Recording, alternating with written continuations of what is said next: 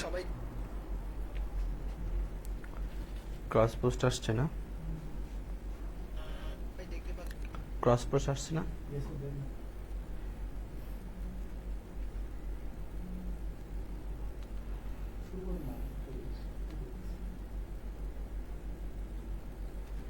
Hello, আসসালামু আলাইকুম।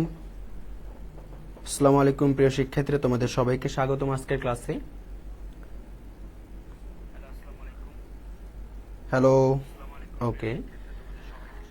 Hello, আসসালামু আলাইকুম সবাইকে। আশা করছি তোমরা সবাই অনেক অনেক ভালো আছো।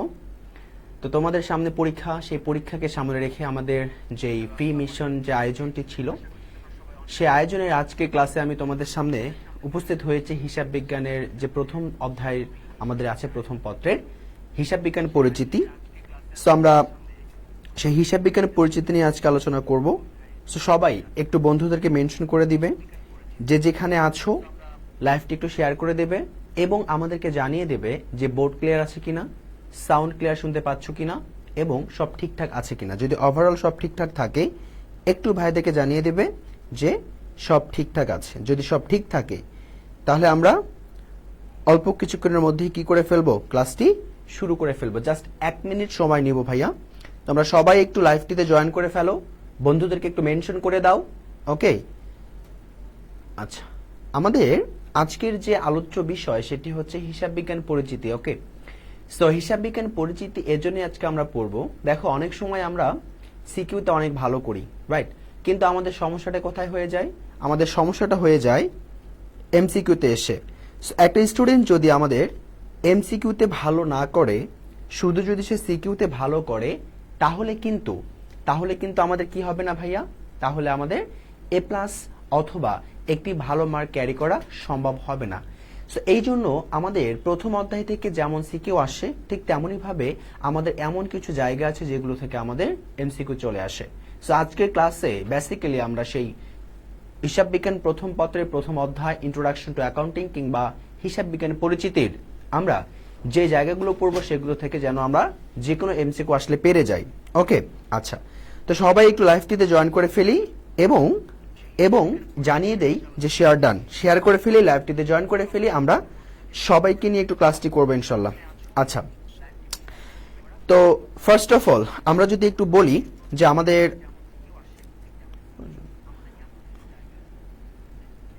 সব ক্লিয়ার। আচ্ছা,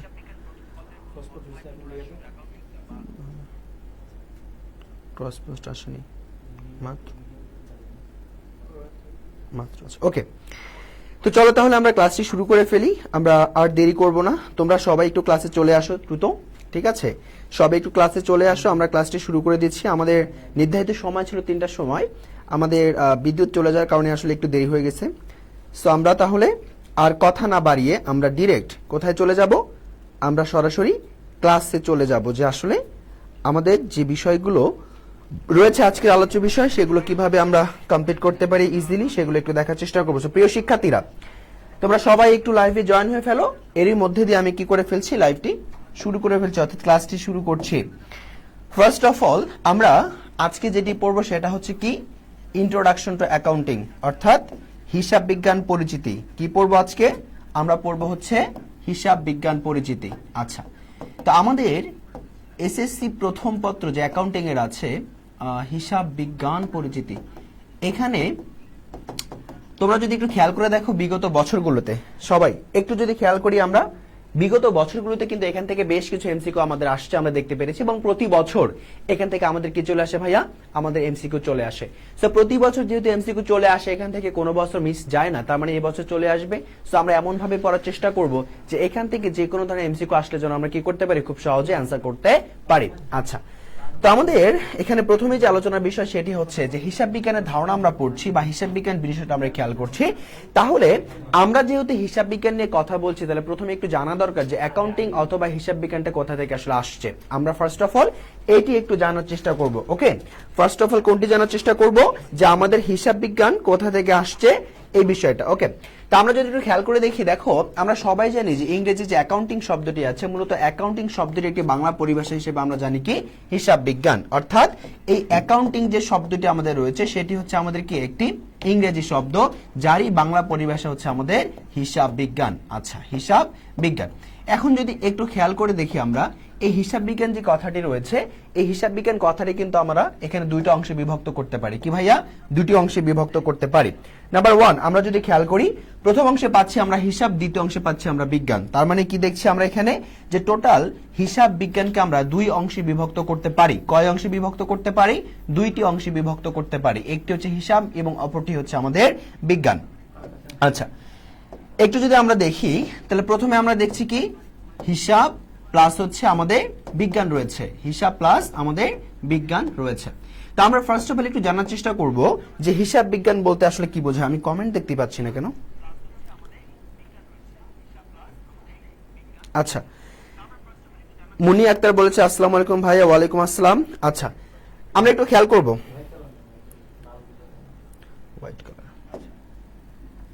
আচ্ছা, তো আমরা প্রথমে যেটি একটু খেয়াল করব, হিসাব বিজ্ঞান বলতে আসলে কি বোঝায়। হিসাব বিজ্ঞানের মধ্যে আমরা দেখলাম যে দুটো ভাগে ভাগ করলাম, একটা হচ্ছে হিসাব আর একটা হচ্ছে বিজ্ঞান। তো প্রথম অংশে হিসাব বলতে আমরা যেটা বুঝবো সেটি হচ্ছে যে লেনদেনের সংক্ষিপ্ত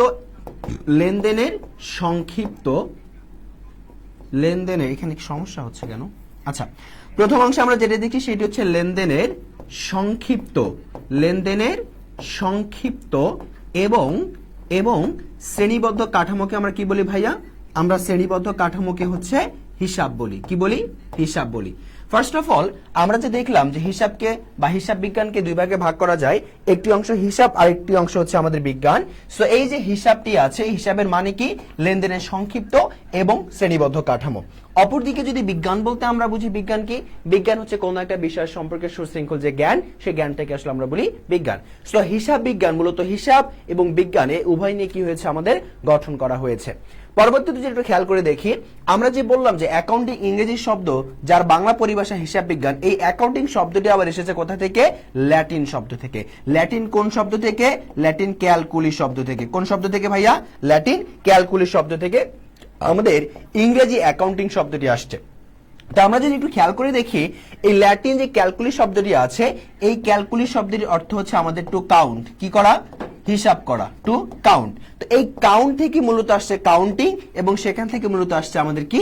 অ্যাকাউন্টিং। তাহলে আমরা যদি একটু ধারাবাহিকতাটা লক্ষ্য করি, আমরা বলবো যে ল্যাটিন শব্দ ক্যালকুলি যার অর্থ টু কাউন্ট বা হিসাব করা, সেই কাউন্ট থেকে আমাদের পরবর্তীতে এসেছে কাউন্টিং বা গণনা করা, সেখান থেকে এসেছে আমাদের অ্যাকাউন্টিং অর্থাৎ হিসাব বিজ্ঞান। ওকে, তাহলে আমরা যদি ফার্স্ট অফ অল চিন্তা করি যে আমাদের এই যে পুরো অ্যাকাউন্টিং বিষয়টা সেটা কোথা থেকে আসছে ভাইয়া?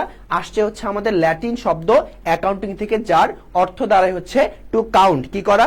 হিসাব করা। এই হিসাব করা থেকে মূলত আমাদের কাউন্টিং তারপর হচ্ছে অ্যাকাউন্টিং চলে আসছে। সো বেসিক্যালি এটুকুই আমাদের অ্যাকাউন্টিং এর আসার যে ধাপ সেটি। এবার যদি আমরা একটু লক্ষ্য করে দেখি, এই হিসাব বিজ্ঞান বা অ্যাকাউন্টিং যে কথাটি রয়েছে, সেই অ্যাকাউন্টিং এর আমরা বেশ কিছু বৈশিষ্ট্য লক্ষ্য করতে পারবো, বেশ কিছু বৈশিষ্ট্য আমরা দেখতে পারবো। প্রথম বৈশিষ্ট্য হচ্ছে একে তথ্য ব্যবস্থা বলা হয়, একে ধারাবাহিক প্রক্রিয়া বলা হয়, একে ব্যবসায়ের ভাষা বলা হয় এবং আর্থিক তথ্যের সাথে সংশ্লিষ্ট বলা হয়। সো আমরা এই পুরো বিষয়টাকে আমরা একটু পরে পড়ছি। আমরা ফার্স্ট অফ অল যেটি দেখব যে আসলে হিসাব বিজ্ঞান এই বিষয়টাতে আমাদের লেনদেনের হিসাব বিজ্ঞান, এই হিসাব বিজ্ঞান বিষয়টার সাথে আমাদের লেনদেনের সম্পর্ক কোথায়? কিসের সম্পর্ক? লেনদেনের সম্পর্ক। আচ্ছা, একটু খেয়াল করে দেখি, আমরা মনে করি যে আমাদের একটি বিজনেস আছে ভাইয়া, কি? XYZ লিমিটেড নামে। কি আছে? XYZ লিমিটেড নামে। তো এই যে XYZ লিমিটেড নামে আমাদের ব্যবসা প্রতিষ্ঠান আছে, আমরা এখানে যে পরিমাণ লেনদেনগুলো করি বা ঘটনাগুলো ঘটাই, সেই এখানে কি থাকে? কিছু ঘটনা থাকে, সাথে কিছু আমাদের লেনদেন থাকে। কি থাকে ভাইয়া?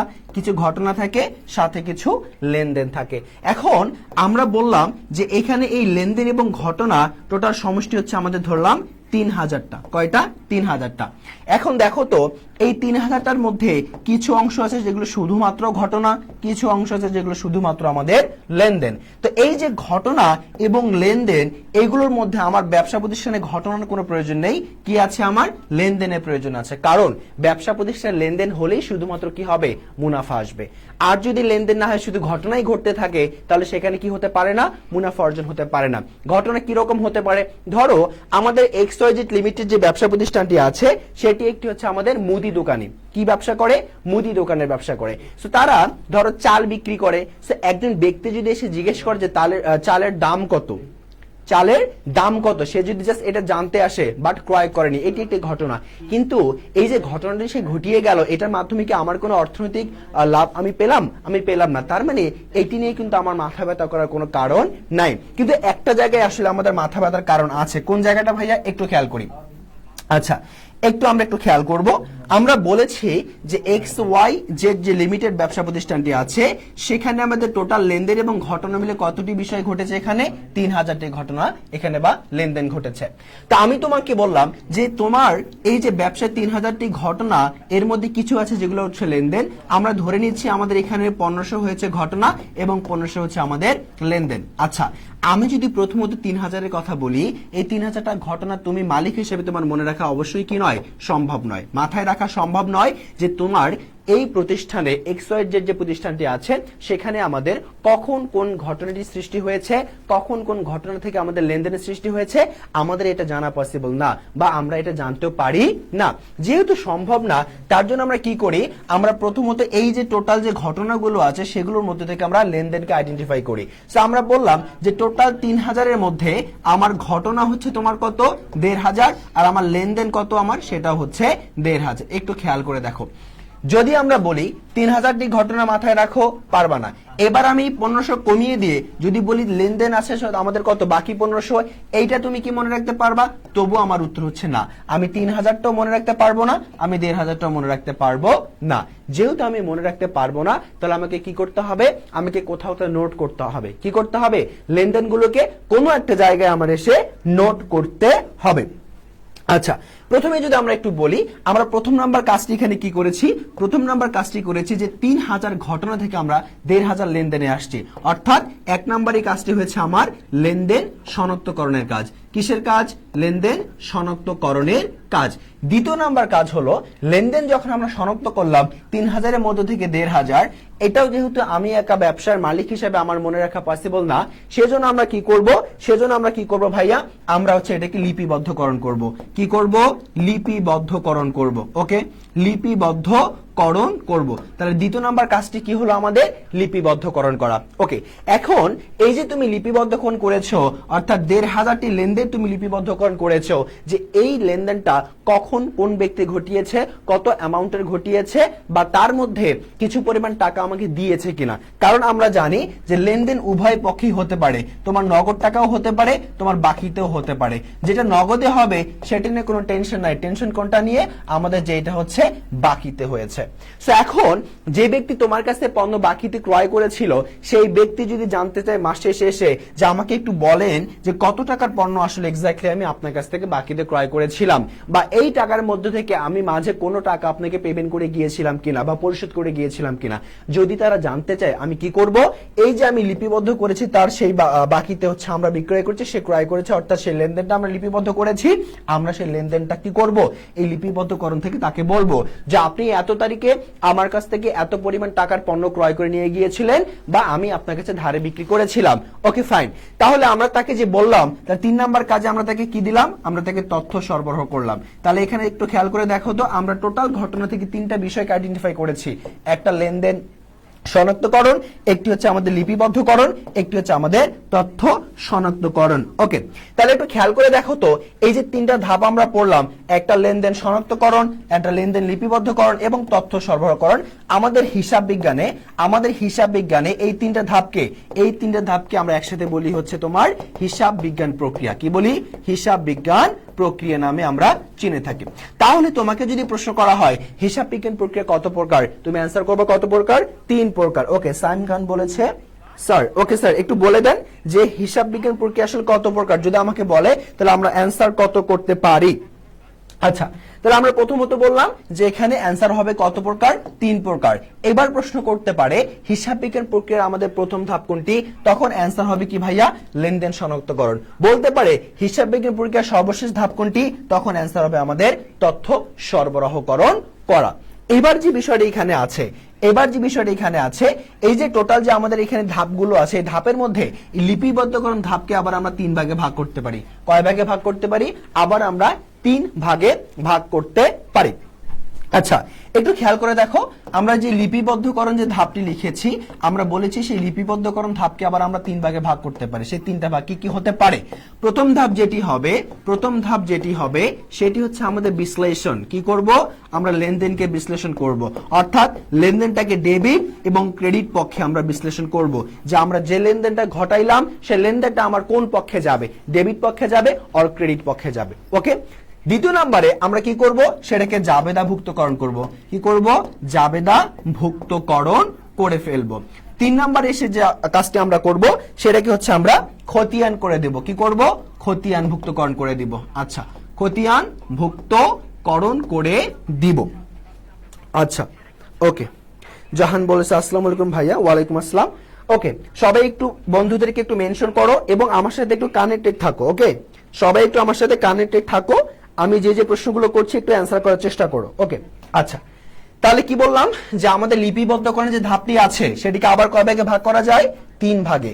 একটা হচ্ছে বিশ্লেষণ, দ্বিতীয় নম্বর হচ্ছে জাবেদাভুক্তকরণ এবং তৃতীয় নম্বর হচ্ছে আমাদের খতিয়ানভুক্তকরণ। এবার মনে রাখো, এই 3টা ধাপকে আবার একত্রে আমরা কি বলতে পারি? আমরা বলি হচ্ছে হিসাব রক্ষণ। কি বলি ভাইয়া? হিসাব রক্ষণ। তার মানে খেয়াল করো তো, আমরা এই 3টা ধাপের সমষ্টিকে যখন হিসাব রক্ষণ বলতে পারি, তাহলে আমরা এক কথায় বলতে পারি না যে লিপিবদ্ধকরণ ইজ ইকুয়াল টু হিসাব রক্ষণ? পারি কিনা? পারি। ওকে, তার মানে আমাকে যদি মাঝে মধ্যে এরকম প্রশ্ন করে অনেক সময় যে হিসাব রক্ষণের আসলে কাজটা কি, হিসাব রক্ষণ মানে কি ভাইয়া? লিপিবদ্ধকরণ। তাহলে হিসাব রক্ষণের কাজ কি? লিপিবদ্ধ করা। কি করা? আমাদের হিসাব রক্ষণের কাজ হচ্ছে লিপিবদ্ধ করা। আচ্ছা, এরপরে খেয়াল করে দেখো, আমাদের এই জায়গায় আরো একটা প্রশ্ন হয়। হিসাব বিজ্ঞানের আমাদের উদ্দেশ্য নিয়ে অনেক প্রশ্ন হতে পারে। কি হতে পারে? হিসাব বিজ্ঞানের উদ্দেশ্য নিয়ে আমার অনেক প্রশ্ন হতে পারে। এখন যদি আমরা বলি যে হিসাব বিজ্ঞানের উদ্দেশ্য আসলে কত প্রকার, আমরা সবাই জানি ভাইয়া হিসাব বিজ্ঞানের উদ্দেশ্য আমাদের হচ্ছে 2 প্রকার। কয় প্রকার? 2 প্রকার।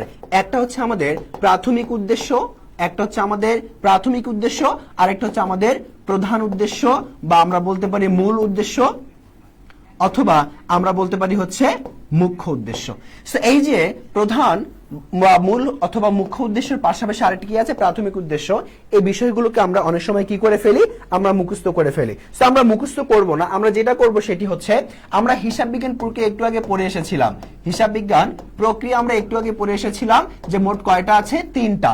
এক নম্বর আমরা পড়েছিলাম লেনদেন শনাক্তকরণ। কি করা? লেনদেন শনাক্তকরণ। আচ্ছা, শনাক্তকরণ। 2 নম্বর যেটি আমরা পড়েছিলাম সেটি হচ্ছে লেনদেনটাকে কি করতে হবে? আমার লিপিবদ্ধকরণ করতে হবে। কি করতে হবে?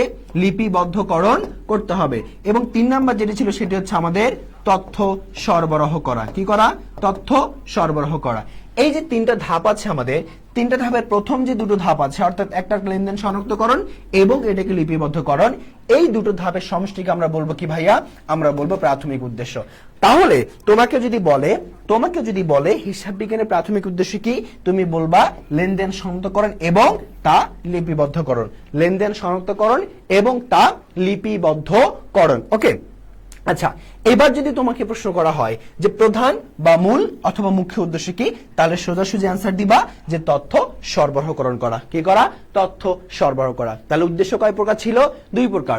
একটা প্রাথমিক উদ্দেশ্য, আর একটা হচ্ছে প্রধান উদ্দেশ্য বা মূল অথবা মুখ্য উদ্দেশ্য। প্রাথমিক উদ্দেশ্য মানে কি? আমার হিসাব বিজ্ঞান প্রক্রিয়ার প্রথম 2টি ধাপে আমরা যা পড়েছি তাকে আমরা বলবো হচ্ছে কি তোমার প্রাথমিক উদ্দেশ্য, এবং 3 নম্বর ধাপে যা পড়েছি তাকে বলবো আমরা হচ্ছে তোমার কি? মুখ্য উদ্দেশ্য। কি পড়বো? মুখ্য উদ্দেশ্য পড়বো। আচ্ছা, এখন একটু খেয়াল করে দেখো, এবার আমরা প্রশ্ন করব হিসাব বিজ্ঞান ও হিসাব রক্ষণ প্রক্রিয়া একই নাকি আলাদা? হিসাব রক্ষণ বা হিসাব বিজ্ঞান প্রক্রিয়া একই নাকি আলাদা? একটু সবাই বলো তো যে হিসাব বিজ্ঞান প্রক্রিয়া এবং হিসাব রক্ষণ প্রক্রিয়া এটি একই নাকি আলাদা? সবাই একটু বলো তো যে এটি একই নাকি আলাদা? আচ্ছা, আমরা যদি একটু খেয়াল করে দেখি, আমরা যদি একটু খেয়াল করে দেখি আমাদের এরকম একটা কথা প্রচলিত আছে। কি কথা প্রচলিত আছে? যে হিসাব বিজ্ঞান প্রক্রিয়া যেখানে আমাদের শেষ, হিসাব বিজ্ঞান প্রক্রিয়া যেখানে আমাদের শেষ। আচ্ছা, আরেকটা হচ্ছে আমাদের হিসাব রক্ষণ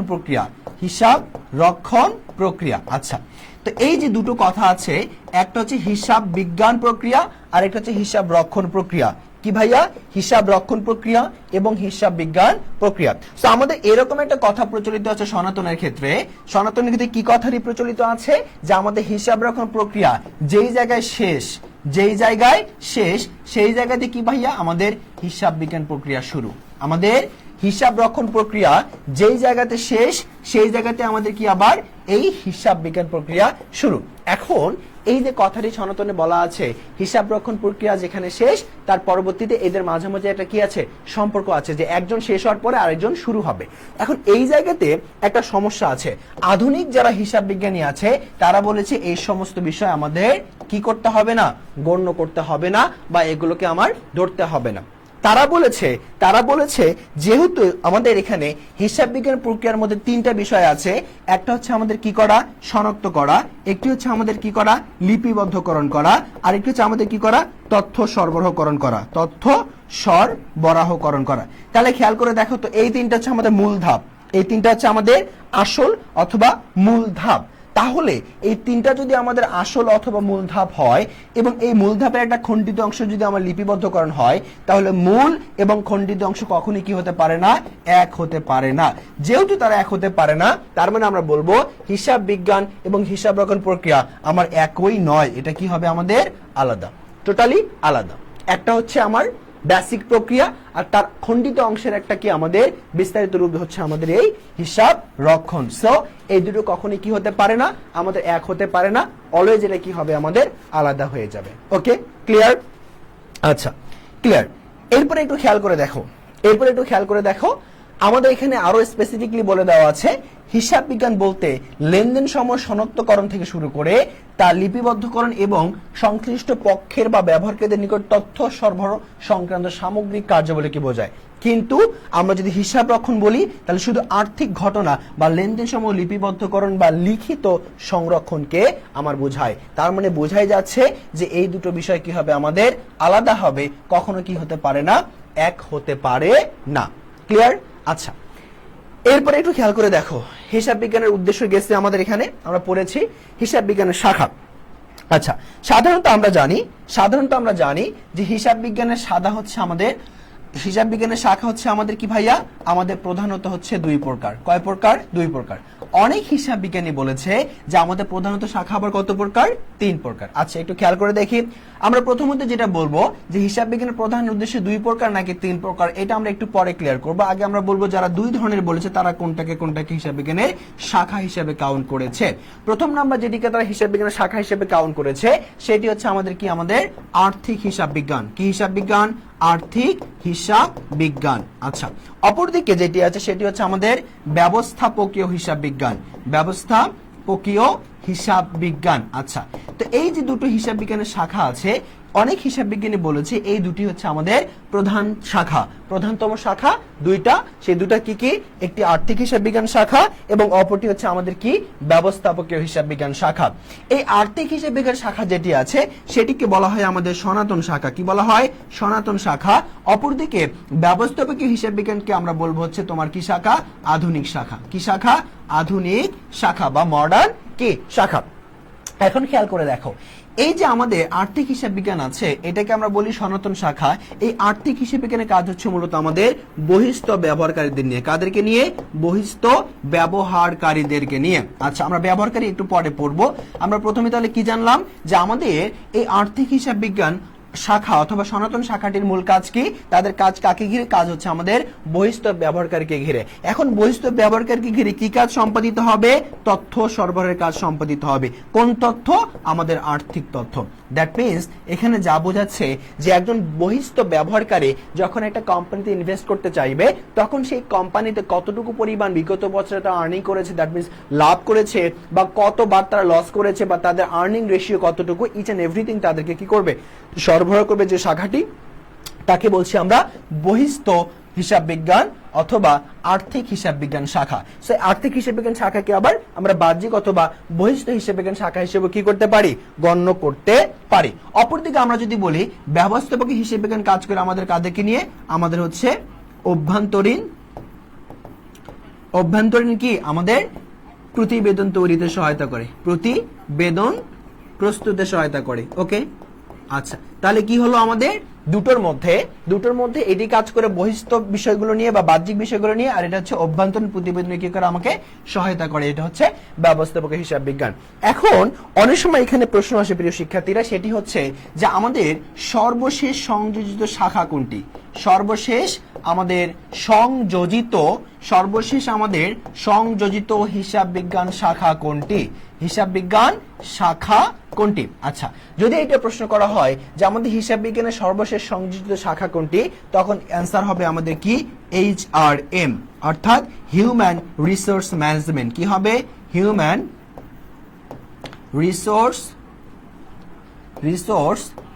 ম্যানেজমেন্ট, অথবা আমরা বলতে পারি কি, আমরা বলতে পারি মানব সম্পদ ব্যবস্থাপনা।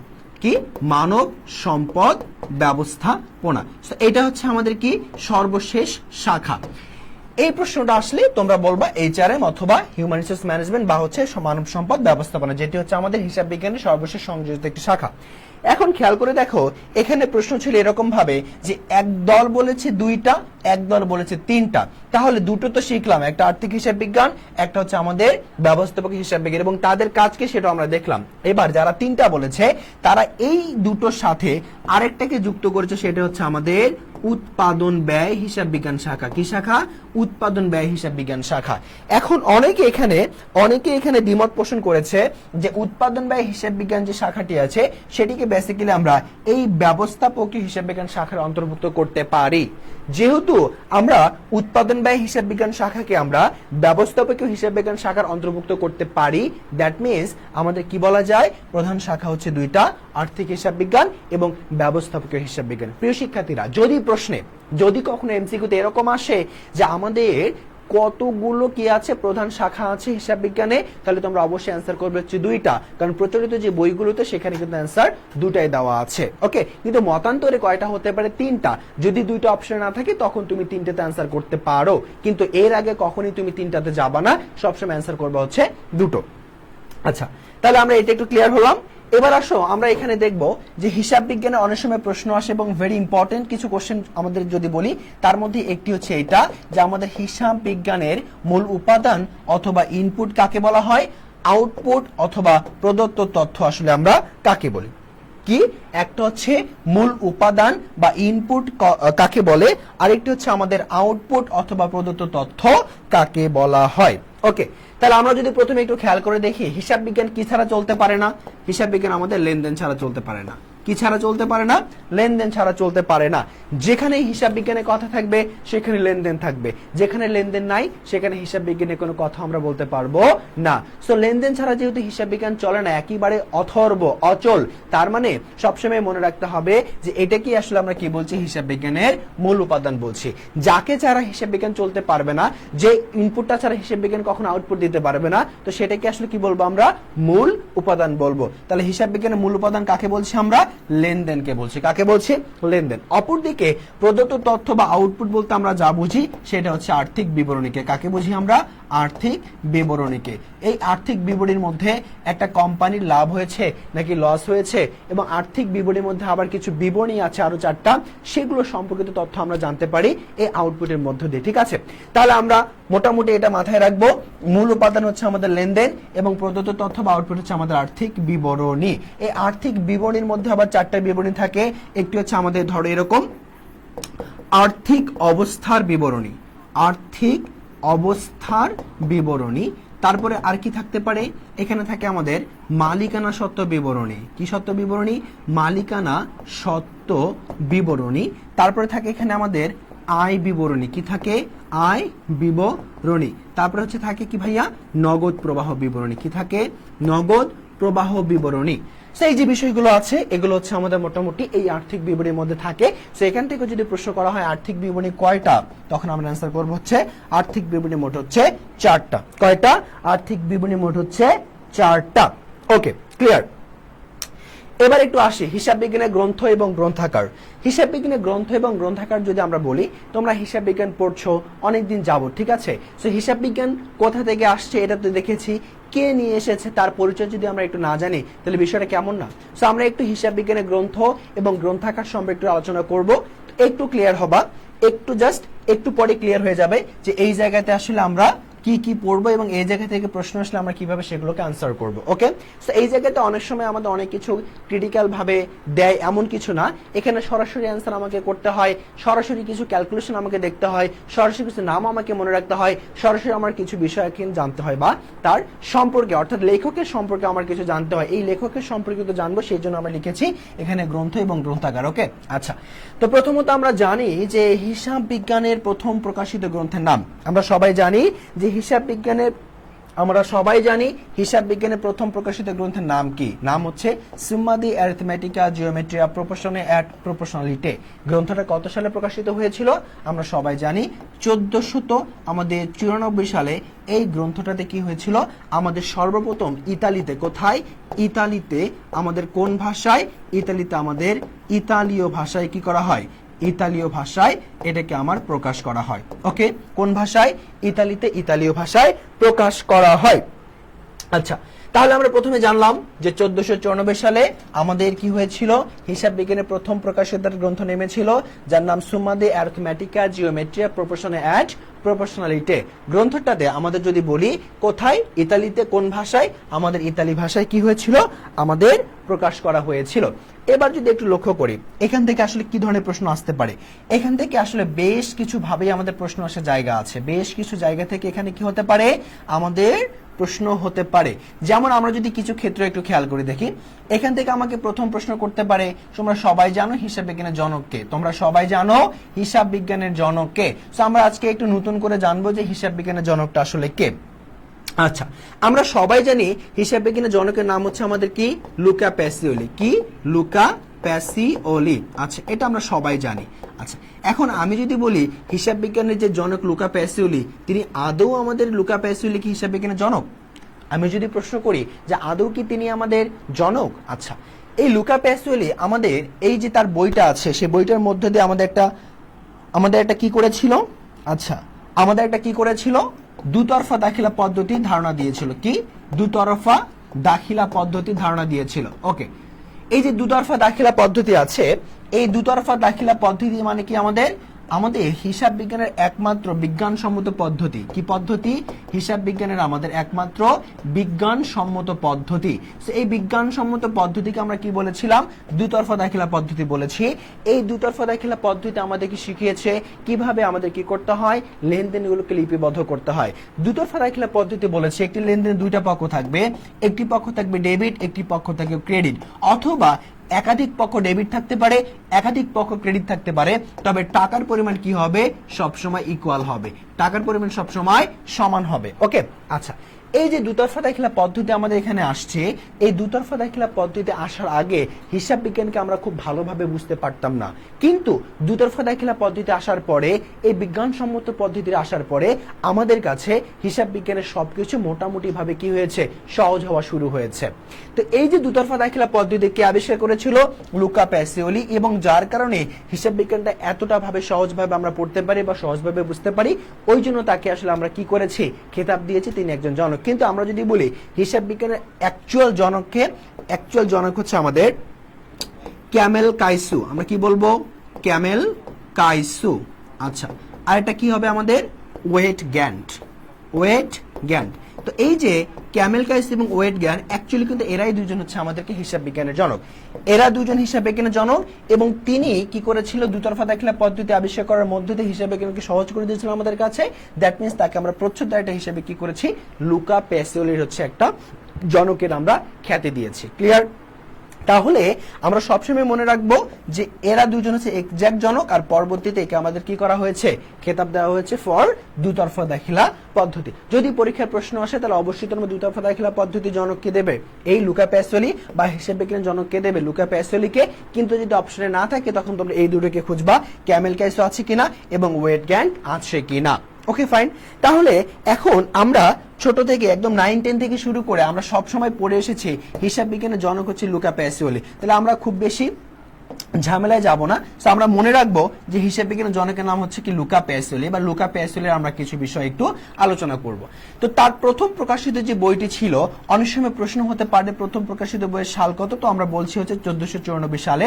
কিন্তু পরবর্তীতে এভাবেই কি প্রশ্ন আসতে পারে না যে এই বইয়ের কি আমার আর কোনো ধরনের সংস্করণ এসেছিল, এটা কি আসতে পারে না, একটু বলো তো। যদি পারে তাহলে আমাকে একটু জানিয়ে দাও তো যে লুকা প্যাসিওলি যে বইটি ছিল সুম্মা দে অ্যারিথমেটিকা জিওমেট্রিয়া প্রপোর্শন এন্ড প্রপোর্শনালিটি, এই বইটার আমাদের দ্বিতীয় সংস্করণ কখন হয়েছিল খেয়াল করে দেখো। আমরা এই বইটার ক্ষেত্রে প্রথমে মাথায় রাখবো যে বইটার প্রথম সংস্করণ হয়েছিল আমাদের কত সালে, 1494 সালে। এই বইটার আমাদের দ্বিতীয় সংস্করণ হয়েছিল কত সালে, 1523 সালে। কত সালে, 1523 সালে। এবং এই বইটা আমাদের মোট 5টি খণ্ডে বিভক্ত, 5টি খণ্ডে কি করা হয়েছে, আমার বিভক্ত করা হয়েছে। কার উপর, এটা হচ্ছে গণিতের উপর। কিসের উপর, গণিতের উপর। তার মানে এই যে বইটা আছে, এই বইটা হচ্ছে গণিতের উপর 5টি খণ্ডে কি করা হয়েছে, আমাদের বিভক্ত আছে। যে 5টি খণ্ডে যে বিভক্ত অংশটি আছে, সেই 5টি অংশের মধ্যে 3 নাম্বার যে খণ্ডটি আছে বা 3 নাম্বার যে অংশটি আছে, সেখানে আসলে আমার কি বলা হয়েছে, এই দুতরফা সম্পর্কে আলোচনা করা হয়েছে।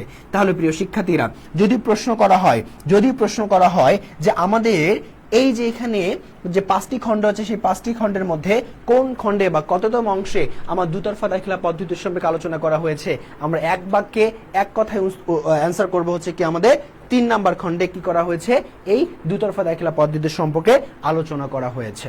ওকে, ক্লিয়ার।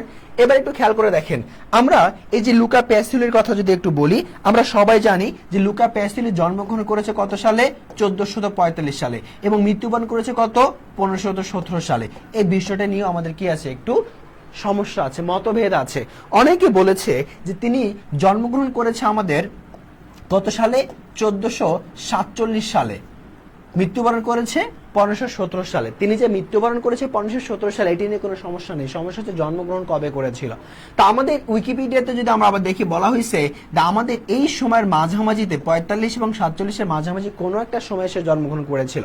কিন্তু আমাদের অধিকাংশ বইতেই আসলে আমাদের 9-10 বই বা এনসিটিভি কর্তৃক যে বইগুলো দেওয়া হয়েছে, সেখানে যদি আমরা একটু খেয়াল করে দেখি, সেখানে কি বলা হয়েছে, আমাদের তার জন্মসাল দেওয়া হচ্ছে 1445, মৃত্যু সাল দেওয়া হচ্ছে কত, 1517। যদি তাই হয় তাহলে তিনি টোটাল কত বছর আমাদের মাঝে ছিলেন, তিনি জীবিত ছিলেন টোটাল কত বছর, 72 বছর। এবার একটু খেয়াল করে দেখো, আমরা বলেছিলাম তার দ্বিতীয় যে সংস্করণ ছিল বইটি, সেটি কত সালে, 1523 সালে। তিনি মৃত্যুবরণ করলো কত সালে, আমাদের 1517 সালে। তাহলে আমরা যদি একটু মাইনাস করি, কয় বছর পাচ্ছি, 6 বছর। তার মানে আমরা বলতে পারি না যে তার মৃত্যুর কত বছর পরে, মৃত্যুর আমাদের 6 বছর পরে কি করা হয়েছে, তার যে প্রথম প্রকাশিত বইটি ছিল আমাদের সুম্মা দে অ্যারিথমেটিকা জিওমেট্রিয়া প্রপোর্শন এন্ড প্রপোর্শনালিটি, এই বইটা কি করা হয়েছে, আমার দ্বিতীয় সংস্করণ করা হয়েছিল। বলো তো পারবো কিনা, পারবো? আচ্ছা, তাহলে আমাদের দ্বিতীয় সংস্করণ করা হয়েছে লুকা প্যাসিওলি কত বছর পরে, মৃত্যুর 6 বছর পরে। আচ্ছা, এছাড়াও আমরা যদি একটু খেয়াল করে দেখি, এই জায়গায় এই যে বইটা আছে, হিসাব বিজ্ঞানের প্রথম প্রকাশিত যে বইটি আছে, সেই প্রথম প্রকাশিত বইটিতে আমাদের হিসাব রক্ষণের একটি অধ্যায় ছিল, হিসাব রক্ষণ নিয়ে একটা অধ্যায় ছিল, ঠিক আছে, হিসাব রক্ষণের একটা পার্ট ছিল, যেখানে আমাদের কি করা হচ্ছে, টোটাল 36টি অধ্যায় কি আছে, অ্যাড করা আছে। এই পার্টটাতে কয়টা অধ্যায় আছে, 36টি অধ্যায় আমাদের আছে কি সম্পর্কে, হিসাব রক্ষণ সম্পর্কে। এবং পাশাপাশি আমাদের এখানে কি বলা আছে যে আমাদের জাবেদাকে আমরা কিভাবে লিপিবদ্ধকরণ করব, একটা লেনদেনকে জাবেদায় কিভাবে লিপিবদ্ধকরণ করব, একটা লেনদেনকে আমরা খতিয়ানে কিভাবে লিপিবদ্ধকরণ করব, সেগুলো কিন্তু আমাদের কি করা আছে, এগুলো এখানে বলা আছে। তারপরে আমাদের এখানে কি করা হয়েছে ভাইয়া, এই হিসাব বিজ্ঞানের যে বইটি আছে, সেই হিসাব বিজ্ঞানের বইটিতে এটাও বলা রয়েছে যে আমরা এই যে হিসাব রক্ষণ, আমরা এই যে বলছি 36টি অধ্যায়, এই 36টি অধ্যায়ের পাশাপাশি আমরা এই জাবেদার যে আবার প্রকারভেদ বলো, খতিয়ানের যে প্রকারভেদ বলো, ইচ এন্ড এভরিথিং নিয়ে আমাদের ডিটেইলস আলোচনা করা হয়েছে।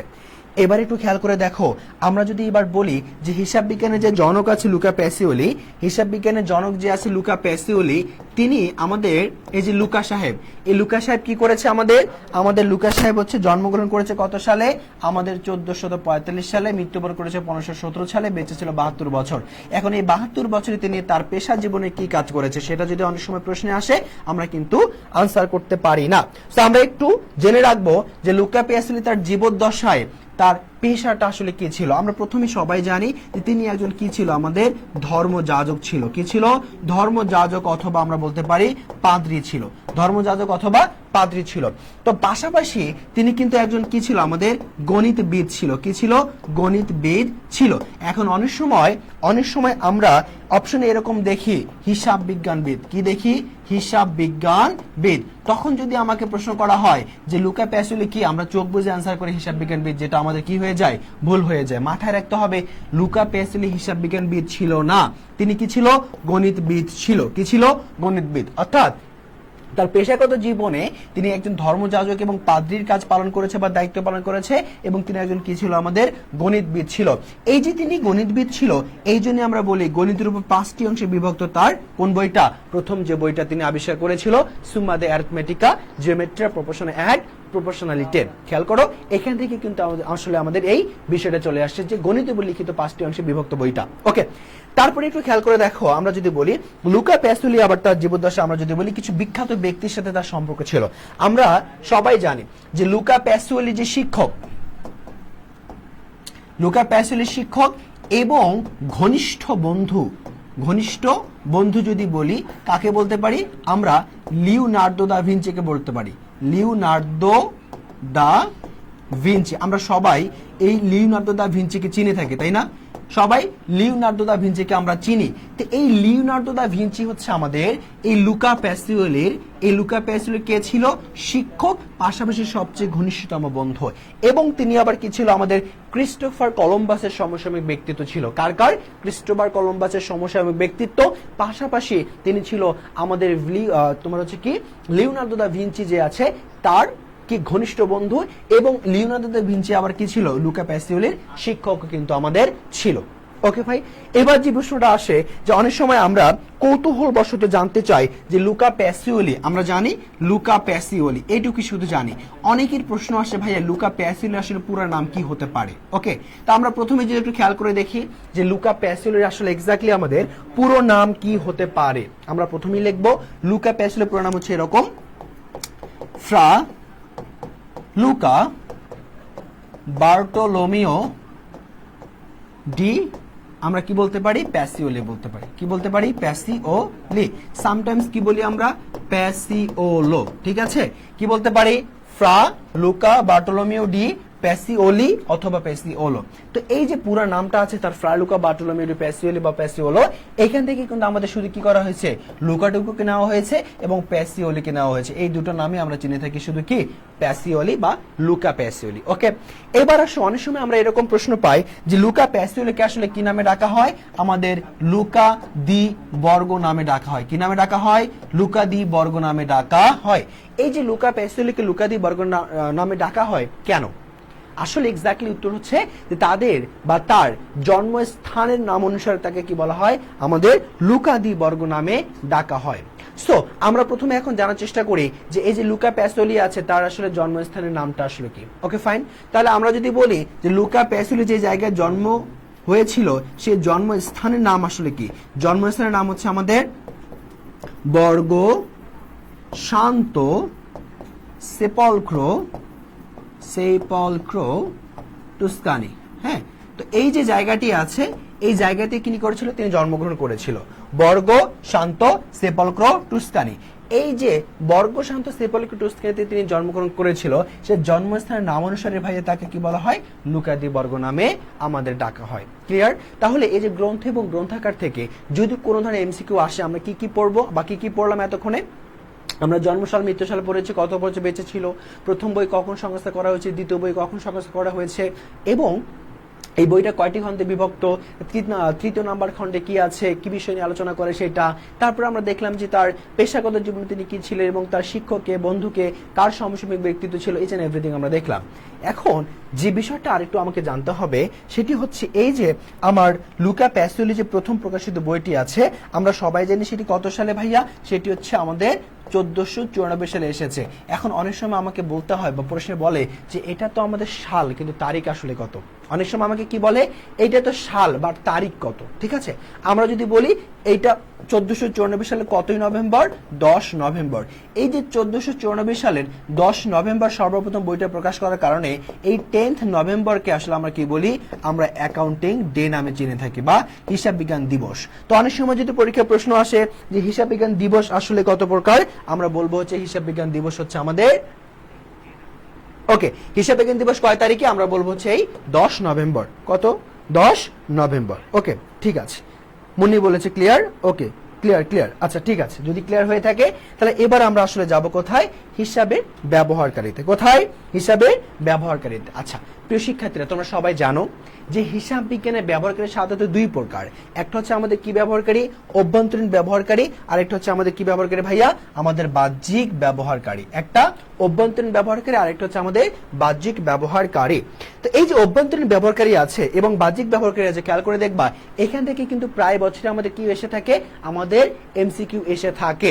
তো আমাদের এখানে কিছু কিছু টার্ম আছে, কিছু কিছু এন্ট্রি আছে যেটাতে আসলে আমরা দ্বিধাদ্বন্দ্বে পড়ে যাই, যেটাকে আমরা বাহ্যিক বলবো নাকি আমরা অভ্যন্তরীণ বলবো। সো আজকের ক্লাসের পর থেকে আশা করছি তোমার সেই দ্বিধাদ্বন্দ্বে পড়তে হবে না। আমরা এক বাক্যে এক দেখাই বলে দিতে পারবো যে কোনটা আমাদের অভ্যন্তরীণ, কোনটা হচ্ছে আমাদের বাহ্যিক। ওকে, আচ্ছা প্রথমে যদি আমরা একটু খেয়াল করি অভ্যন্তরীণ ব্যবহারকারী বলতে কি বোঝায় এবং বাহ্যিক ব্যবহারকারী বলতে কি বোঝায়। সাধারণ ভাষায় যেসব ব্যবহারকারী প্রতিষ্ঠানের ভিতরে থাকবে তাকে আমরা বলবো হচ্ছে অভ্যন্তরীণ, আর যারা প্রতিষ্ঠানের বাইরে থাকবে থার্ড পার্টি তাদেরকে আমরা বলবো হচ্ছে বাহ্যিক। তাহলে সাধারণ বৈশিষ্ট্য কি ভাইয়া, আমরা যদি একটু বলি, এক নম্বর বৈশিষ্ট্য হচ্ছে তাকে কি করতে হবে, এক নম্বর বৈশিষ্ট্য হচ্ছে তাকে আমার এই প্রতিষ্ঠানে কোথায় থাকতে হবে, আমার প্রতিষ্ঠানের ভেতরে থাকতে হবে। ওকে, আচ্ছা আর এখানকার এক নম্বর বৈশিষ্ট্য কি আমার, যে প্রতিষ্ঠানের কোথায় থাকবে, প্রতিষ্ঠানের আমার বাহিরে থাকবে। কোথায় থাকবে, বাহিরে থাকবে। এখন খেয়াল করে দেখো তো, প্রতিষ্ঠানের ভিতরে তো একজন দারোয়ানও থাকে। কে থাকে, দারোয়ান। এখন এই প্রতিষ্ঠানের ভিতরে যে দারোয়ান থাকে সেও কি আমার তাহলে অভ্যন্তরীণ ব্যবহারকারী হবে? একটা ঝামেলা না? তা আমরা যদি সরাসরি বলি যে অভ্যন্তরীণ ব্যবহারকারী মানে যারা প্রতিষ্ঠানের ভিতরে থাকবে তাদেরকে অভ্যন্তরীণ ব্যবহারকারী বলা হয়, বিষয়টা আসলে সব উদাহরণের সাথে যায় না। সেজন্য আমরা আরো কিছু স্পেসিফিক বৈশিষ্ট্য দেখব, যেগুলোর মধ্যে দিয়ে আমরা কি করার চেষ্টা করব, ফাইন্ড আউট করার চেষ্টা করব যে এটা আমার ইন্টারনাল নাকি হচ্ছে এক্সটার্নাল ইউজার। ঠিক আছে, একটু খেয়াল করে দেখো। 2 নম্বরে আমরা যেটা পড়বো সেটা হচ্ছে সে অবশ্যই প্রতিষ্ঠানের ভিতরে থাকবে, কিন্তু পাশাপাশি সে কি হবে, আমার মতামত প্রদান করতে পারবে। মতামত প্রদানের ক্ষমতা তার হাতে থাকবে। কি থাকবে, মতামত প্রদানের ক্ষমতা তার হাতে থাকবে। অপরদিকে যদি আমরা বলি, এই যে আমাদের বাহ্যিক যে পক্ষটি আছে সেখানে এদের কি থাকবে না, আমাদের মতামত প্রদানের ক্ষমতা থাকবে না। মতামত প্রদানের আমাদের কোনো ক্ষমতা তাদের থাকবে না। তাহলে এই যে আমাদের 2 নম্বর যে বৈশিষ্ট্য আছে, এই 2 নম্বর বৈশিষ্ট্যই আমাদেরকে যথেষ্ট বের করার জন্য যে আমাদের এটা অভ্যন্তরীণ হবে না বাহ্যিক হবে। আমরা প্রথমত জানবো প্রতিষ্ঠানের ভিতরে থাকবে মানে অভ্যন্তরীণ। ওকে ফাইন, কোনো সমস্যা নেই। পাশাপাশি এটাও জানতে হবে যে ভিতরে থাকবে সে যদি মতামত প্রদানের ক্ষমতা রাখে তাহলে তাকে আমরা অভ্যন্তরীণ বলবো, আদারওয়াইজ বলবো না। তার মানে এই দুটো বৈশিষ্ট্য যদি ওই ব্যক্তির মধ্যে থাকে তবেই শুধুমাত্র অভ্যন্তরীণ হবে, আর আদারওয়াইজ সবসময় কি হবে, বাহ্যিক ব্যবহারকারী হবে। তাহলে একটু খেয়াল করে দেখো তো, দারোয়ানের ক্ষেত্রে যদি আমরা বলি এটা অভ্যন্তরীণ না বাহ্যিক, তাহলে আমরা কি বলবো? প্রথম কথা হচ্ছে দারোয়ান প্রতিষ্ঠানের ভেতরে থাকে, 1 নম্বরের সাথে মিলে গিয়েছে। কিন্তু দারোয়ান কি প্রতিষ্ঠানের কোনো বিষয়ে মতামত প্রদান করার ক্ষমতা রাখে? রাখে না। তার মানে আমরা দারোয়ানকে কি বলতে পারি না, আমরা দারোয়ানকে অভ্যন্তরীণ ব্যবহারকারী বলতে পারি না। দারোয়ানকে আমরা কি বলবো, অবশ্যই বাহ্যিক ব্যবহারকারী বলবো। কারণ দারোয়ান প্রতিষ্ঠানের মতামত প্রদানের ক্ষমতা রাখে না। যেই ব্যক্তি প্রতিষ্ঠানের ভিতরে থাকার পরেও প্রতিষ্ঠান সম্পর্কে কোনো মতামত দেওয়ার ক্ষমতা রাখে না, প্রতিষ্ঠানের বিভিন্ন কার্যাবলীতে কি করতে পারে না, তাদের ক্ষমতাগুলো প্রয়োগ করতে পারে না, যাকে আমরা বলবো হচ্ছে অবশ্যই বাহ্যিক ব্যবহারকারী। কি ব্যবহারকারী, বাহ্যিক ব্যবহারকারী। আচ্ছা এবার একটু খেয়াল করে দেখো, আমরা একটু টেস্ট করি আসলে যে কোনগুলোকে আসলে আমরা এখান থেকে বলছি অভ্যন্তরীণ ব্যবহারকারী এবং কোনগুলোকে বলছি আমরা বাহ্যিক ব্যবহারকারী। কেন অভ্যন্তরীণ বলছি, কেন বাহ্যিক বলছি, সেগুলো ব্যাখ্যা সহকারে আমরা একটু জানার চেষ্টা করব। প্রিয় শিক্ষার্থীরা একটু খেয়াল করে দেখো, আমরা প্রথমে যদি একটু বলি কি আছে মালিক পক্ষ। আমাদের এই মালিক পক্ষ নিয়ে অনেকের মধ্যে অনেক ঝামেলা আছে যে মালিক পক্ষ তার মানে কোন পক্ষ? যেই পক্ষটা প্রতিষ্ঠানটাকে স্থাপন করে, যেই পক্ষটাকে প্রতিষ্ঠান চালনা করে, যেই পক্ষ দ্বারা প্রতিষ্ঠান সৃষ্টি হয় তাদেরকে আমরা মালিক পক্ষ বলি। এখন অনেকের মধ্যে খটকা লাগে যে মালিক পক্ষ যেহেতু প্রতিষ্ঠানটাকে দাঁড় করায়, প্রতিষ্ঠানটাকে তৈরি করে, তার মানে সে বাহ্যিক হবে কেন, অভ্যন্তরীণ কেন নয়? তাকে তো আমরা অভ্যন্তরীণ সবসময় বলবো। তো মালিক পক্ষ অভ্যন্তরীণ হতে পারে, আবার মালিক পক্ষ বাহ্যিকও হতে পারে, বোথ আর কারেক্ট, কোনো সমস্যা নেই। কিন্তু কখন অভ্যন্তরীণ বলবো, কখন বাহ্যিক বলবো, এই জায়গাটা আমাদের সমস্যা। ক্লিয়ার? তো আমরা একটু বলার চেষ্টা করি বা শেখার চেষ্টা করি যে কখন আমাদের হচ্ছে মালিক পক্ষ অভ্যন্তরীণ ব্যবহারকারী হবে এবং কখন আমাদের মালিক পক্ষকে আমরা বাহ্যিক ব্যবহারকারী হিসেবে কাউন্ট করব। মালিক পক্ষ খেয়াল করে দেখো, আমরা ব্যবসা প্রতিষ্ঠানের হিসাব যদি বলি, সাধারণত ব্যবসা প্রতিষ্ঠান কয় ধরনের হতে পারে? একটা হচ্ছে এক মালিকানা হতে পারে। কি হতে পারে? এক মালিকানা। আচ্ছা, 2 নম্বর কি হতে পারে ভাইয়া? অংশীদারি হতে পারে। কি হতে পারে? অংশীদার ব্যবসা। আর এটা কি হতে পারে? আমাদের কোম্পানির ব্যবসা হতে পারে। তো এক মালিকানা ব্যবসার ক্ষেত্রে, মালিকের ক্ষেত্রে আমরা বলি যে এক মালিকানা ব্যবসা হচ্ছে এমন একটি ব্যবসা যেখানে মালিকই সর্বে সর্বা, লাভ হলেও তার, লোকসান হলেও তার, লাভ হলেও তার, লোকসান হলেও তার। অর্থাৎ এই ক্ষেত্রে মালিকই সবসময় কি করবে? ক্ষমতা বা সর্বময় ক্ষমতার অধিকারী হবে। তার মানে এখানে যেহেতু মালিক সর্বময় ক্ষমতার অধিকারী, প্রতিষ্ঠানের ভিতরে থাকে এবং সিদ্ধান্ত সে দিতে পারে, তার মানে আমরা সবসময় মাথায় রাখবো মালিক পক্ষটা যদি এক মালিকানা ব্যবসা প্রতিষ্ঠানের হয়, মালিক পক্ষটা যদি আমাদের এক মালিকানা ব্যবসা প্রতিষ্ঠানের হয়, তাহলে সেটা অবশ্যই কি হবে? আমাদের অভ্যন্তরীণ হবে। অবশ্যই আমাদের কি হবে? এটা অভ্যন্তরীণ হবে। কিন্তু এই অংশীদার এবং হচ্ছে যদি কোম্পানিতে বলি, খেয়াল করে দেখো, বিশেষ করে কোম্পানির কথা যদি আমরা বলি, একটা কোম্পানিতে অনেক পরিমাণে কি থাকে? আমাদের শেয়ার হোল্ডার থাকে, তারাও তো কোম্পানির মালিক, তাই না? যে এই যে একাধিক শেয়ার হোল্ডার আমাদের কোম্পানিতে থাকে বা অনেক ধরনের আমাদের শেয়ার হোল্ডার কোম্পানিতে থাকে, তারা যখন কি করবে? ধরো আমরা বললাম 1000টা শেয়ার তারা বিক্রি করেছে, তার মানে ধরো আমাদের টোটাল 1000 জন শেয়ার হোল্ডার আমাদের ওই কোম্পানিতে আছে। এখন কোন একটা গুরুত্বপূর্ণ তথ্য যদি আমরা কি করতে চাই, খুব দ্রুত আমরা ডিসিশন নিতে চাই, ধরো আমার প্রতিষ্ঠানে কি হয়েছে, আগুন লেগেছে বা প্রতিষ্ঠানের কোথায় ক্ষয়ক্ষতি হয়েছে, এই সম্পর্কে আমাদের খুব দ্রুত কি করতে হবে? ডিসিশনে আসতে হবে। এখন যদি আমরা 1000 জন ব্যক্তিকে ডাকতে যাই, তাহলে আমাদের কি অনেকটা সময় চলে যাবে। তাদেরকে ডাকে নিয়ে আসা, তাদেরকে ইনফর্ম করা, তাদের সাথে মিটিং অ্যারেঞ্জ করা, মিটিং এর সিদ্ধান্ত নেওয়ার সময় এক একজন এক এক কথা বলবে, এ বলবে আমারটা শুনেন, ও বলবে আমারটা শুনেন, এ বলছে আমি ঠিক বলছি বা আমি অভিজ্ঞ, আমি ঠিক বলছি, ও বলছে আমারটা ঠিক বলছে। তো এরকম ভাবে অনেক নানান ঝামেলায় আমরা আসলে পড়ে যাব, যার কারণে এই ঝামেলা থেকে এড়াতে কোম্পানির যে শেয়ার হোল্ডার আছে তাদের মধ্যে একটা কি হয় ভাইয়া? একটা নির্বাচন হয়। কি হয়? নির্বাচন হয়। এই নির্বাচনের মধ্য দিয়েই আমাদের কি হয়? পরিচালনা পর্ষদ গঠন করা হয়। কি করা হয়? পরিচালনা পর্ষদ গঠন করা হয়। এই পরিচালনা পর্ষদই মূলত কি করে থাকে? আমার ব্যবসা প্রতিষ্ঠানকে দেখাশোনা করে থাকে এবং বাকিরা বিনা দ্বিধায় সেটা মানতে বাধ্য থাকে। কেন মানতে বাধ্য থাকে? কারণ তারাই কি করেছে? তারাই মূলত হচ্ছে আমাদের কি করেছে? এদেরকে ভোটে নির্বাচিত করেছে। তো তারা যেহেতু ভোট দিয়েছে, ভোটে নির্বাচিত করেছে, তো তাদের কথা অবশ্যই তাকে কি করতে হবে? মানতে হবে। ঠিক আছে? তো এই জন্য আমরা কি বলবো? অংশীদারি ব্যবসা এবং হচ্ছে কোম্পানি ব্যবসার ক্ষেত্রে দুই জায়গায় যেহেতু পরিচালনা পর্ষদ থাকে, তার মানে এই পরিচালনা পর্ষদ আমাদের অভ্যন্তরীণ ব্যবসা হলেও এদের বাকি যে মালিকগুলো আছে তারা কি বলবো? আমাদের বাহ্যিক। তাহলে আমরা সবসময় মনে রাখবো এক মালিকানা ব্যবসা ছাড়া বাকি যত সকল ব্যবসা আছে তাদের মালিকরা কি হবে? আমাদের তাদের মালিকরা হচ্ছে আমাদের বাহ্যিক পক্ষে চলে যাবে। কোন পক্ষে? বাহ্যিক পক্ষে চলে যাবে। অংশীদারি যারা বিনিয়োগ করে তাদেরকে আমরা হচ্ছে বিনিয়োগকারী বলি, আর কোম্পানিতে যারা বিনিয়োগ করে তাদেরকে আমরা শেয়ার হোল্ডার বলি। তার মানে কি এক কথা বলতে পারি না যে আমাদের এখানে বিনিয়োগকারী এবং শেয়ার হোল্ডার, বিনিয়োগকারী এবং শেয়ার হোল্ডার এরাও কি হবে? আমাদের শেয়ার হোল্ডার, এরা হচ্ছে আমাদের বাহ্যিক ব্যবহারকারী। কেন? এই বিনিয়োগকারী অংশীদারি ব্যবসার সাথে সম্পর্কিত, এটা কোম্পানির ব্যবসার সাথে সম্পর্কিত, এটা অংশীদারি ব্যবসার সাথে সম্পর্কিত, অংশীদারি ব্যবসা যেহেতু বাহ্যিক তার মানে এটাও বাহ্যিক, কোম্পানির ব্যবসার সাথে সম্পর্কিত, কোম্পানি যেহেতু বাহ্যিক তার মানে এটাও বাহ্যিক হবে স্বাভাবিকভাবেই। ঠিক আছে? আমরা কি বুঝতে পেরেছি যে আমাদের কেন এখানে মালিক পক্ষ অভ্যন্তরীণ হতে পারে আবার বাহ্যিকও হতে পারে? ওকে, ফাইন। যদি বুঝে থাকি প্রিয় শিক্ষার্থীরা, যদি আমরা বুঝে থাকি তাহলে আমরা একটু পরে যাই, দেখি কি আছে আমাদের পরবর্তীতে। আমাদের পরবর্তীতে বলা হয়েছে যে পরিচালনা পর্ষদ, আমরা একটু আগে শিখলাম এই যে এখানে পরিচালনা পর্ষদের কথা বলা আছে। এই পরিচালনা পর্ষদ মানে কি?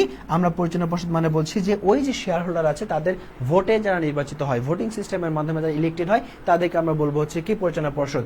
এরা প্রতিষ্ঠানের ভিতরে থাকে এবং সিদ্ধান্ত দেওয়ার ক্ষমতা রাখে, তার মানে এদেরকে আমরা বলবো কি অভ্যন্তরীণ ব্যবহারকারী। ওকে, প্রধান যে আর্থিক কর্মকর্তা, কর্মকর্তা মানে কি? কর্মকর্তা মানে তো যে প্রতিষ্ঠানে কি করে আমাদের বিভিন্ন নীতিমালা প্রণয়ন করে, বিভিন্ন সিদ্ধান্ত প্রণয়ন করে। তো যারা প্রতিষ্ঠানের সিদ্ধান্ত নীতিমালা প্রণয়ন করে এবং তারা প্রতিষ্ঠানের ভিতরে থাকে, তার মানে অবশ্যই তাদেরকে আমরা কি বলবো? অভ্যন্তরীণ ব্যবহারকারী বলবো।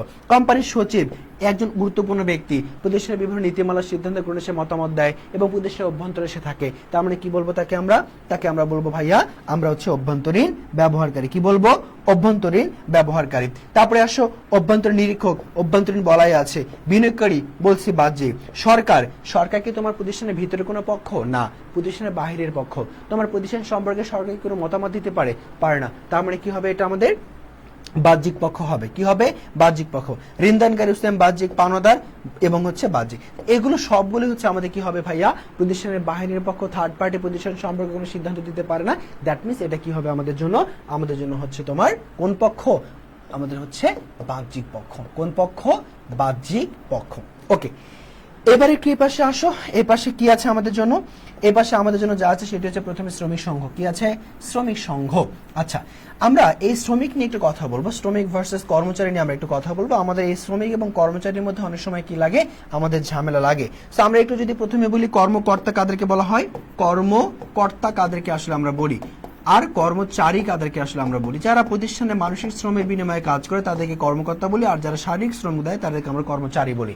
কর্মকর্তারা বেসিক্যালি হচ্ছে আমাদের বেতন পায়, আর কর্মচারী যারা আছে তারা মূলত আমাদের হচ্ছে মজুরি অথবা পারিশ্রমিক পায়। তো যারা মজুরি পায় তারা কর্মচারী, যারা বেতন পায় তারা হচ্ছে কর্মকর্তা। কর্মকর্তা প্রতিষ্ঠানের ভিতরে থাকে, প্রতিষ্ঠানের বিভিন্ন বিষয় সম্পর্কে মতামত দিতে পারে, এই জন্য কর্মকর্তা হচ্ছে আমাদের অভ্যন্তরীণ। এখানে কর্মচারী শুধু ভিতরে কাজ করে, সিদ্ধান্ত কোণে মতামত দিতে পারে না, সেই জন্য এটা কি হবে? আমাদের বাহ্যিক ব্যবহারকারী হবে। তাহলে একটু খেয়াল করে দেখো, কর্মকর্তা কি হচ্ছে? অভ্যন্তরীণ, আর কর্মচারী হচ্ছে বাহ্যিক। এই কর্মচারী যারা আছে তাদেরকে কি বলা হয়? আবার শ্রমিক বলা হয়। কি বলা হয়? শ্রমিক বলা হয়। অর্থাৎ শ্রমিক কি পায়? মজুরি পায়। কর্মচারী কি পায়? মজুরি পায়।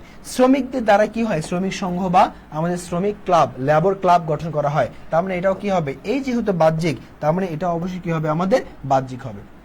কোষাধ্যক্ষ বা ট্রেজারার, কোষাধ্যক্ষ মানে কি? প্রতিষ্ঠানের যে কি আমাদের অর্থ বিষয় সম্পর্কে যে দেখাশোনা করে, প্রতিষ্ঠানের অর্থ যাদের কাছে সংরক্ষিত থাকে তারা হচ্ছে কোষাধ্যক্ষ।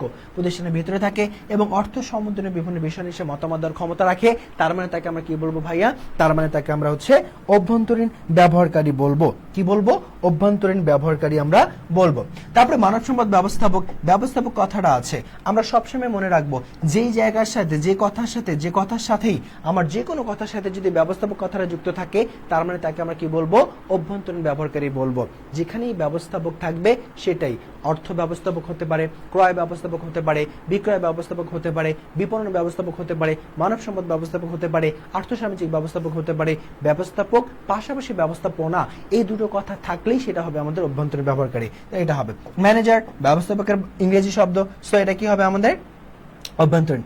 জনগণ, প্রতিষ্ঠানের বাহিরে প্রতিষ্ঠান সম্পর্কে সিদ্ধান্ত দিতে পারে না, যেটা বাহ্যিক। স্টক এক্সচেঞ্জ সেম, প্রতিষ্ঠানের বাহিরে প্রতিষ্ঠান সম্পর্কে মতামত দিতে পারে না, সো হচ্ছে বাহ্যিক। আবার হচ্ছে প্রধান নির্বাহী কর্মকর্তা মানে সিইও, সো কর্মকর্তা বা সিইও প্রতিষ্ঠানের ভিতরে থাকে, প্রতিষ্ঠান সম্পর্কে সে কি করে? আমাদের বিভিন্ন ধরনের মতামত আর ক্ষমতা রাখে, তার মানে সে কি হবে? আমাদের অভ্যন্তরীণ হবে। তার মানে প্রিয় শিক্ষার্থীরা সবসময় মনে রাখতে হবে যে অভ্যন্তরীণ বলতে হলে তাকে কি হতে হবে? প্রতিষ্ঠানের ভিতরে থাকতে হবে এবং তাকে মতামত প্রদানের ক্ষমতা রাখতে হবে। বাহ্যিক মানে প্রতিষ্ঠানের বাইরে থাকবে এবং সে মতামত প্রদানের ক্ষমতা দিতে পারবে না। এই যে জাস্ট ছোট ছোট কয়েকটা আমাদের বৈশিষ্ট্য আছে, এইটুকু বৈশিষ্ট্য জানলেই বা এইটুকু বৈশিষ্ট্য পড়লেই আমরা কি করে যাব? এখান থেকে যে কোনো ধরনের প্রশ্ন আসলে আমরা কি করবো না, ইনশাল্লাহ আটকাবো না। ঠিক আছে? আচ্ছা, যদি ঠিক থাকে তাহলে আমরা একটু পরবর্তী স্লাইডে যাই। কি আছে আমাদের জন্য? আচ্ছা, কিছু বিশ্ববিদ্যালয়ের প্রশ্ন আমাদের এখানে আছে, আমরা একটু যদি সলভ করি। খেয়াল করে দেখো, বলা হয়েছে হিসাব বিজ্ঞানের প্রধান উদ্দেশ্য আসলে কি? আমরা বলেছিলাম হিসাব বিজ্ঞানের উদ্দেশ্য দুই প্রকার, একটা হচ্ছে প্রাথমিক উদ্দেশ্য আর একটা হচ্ছে আমাদের কি ভাইয়া? প্রধান উদ্দেশ্য। প্রাথমিক উদ্দেশ্য ছিল হিসাব বিজ্ঞানের প্রক্রিয়ার প্রথম যে দুইটা পার্ট, একটা হচ্ছে শনাক্তকরণ আর একটা হচ্ছে আমাদের লিপিবদ্ধকরণ, এবং 3 নম্বর ধাপটা ছিল আমাদের কি? প্রধান উদ্দেশ্য, তার মানে তথ্য সরবরাহকরণ করা। তাহলে খেয়াল করে দেখো, এখানে কি সেটি আছে? আমাদের নাই। এখানে কি সেটি আছে? আমাদের নাই। আচ্ছা, তথ্য দেওয়া, ওকে, তথ্য দেওয়া আছে, ফাইন। এখানেও কি আছে? তথ্য দেওয়া আছে। এখানে তথ্য দেওয়ার কিছু বলা আছে নাই, তাহলে এটা হবে না, এটা হবে না, এটা হচ্ছে না। খেয়াল করে দেখো, এই দুটোর মধ্যে যে কোনো একটা হতে পারে।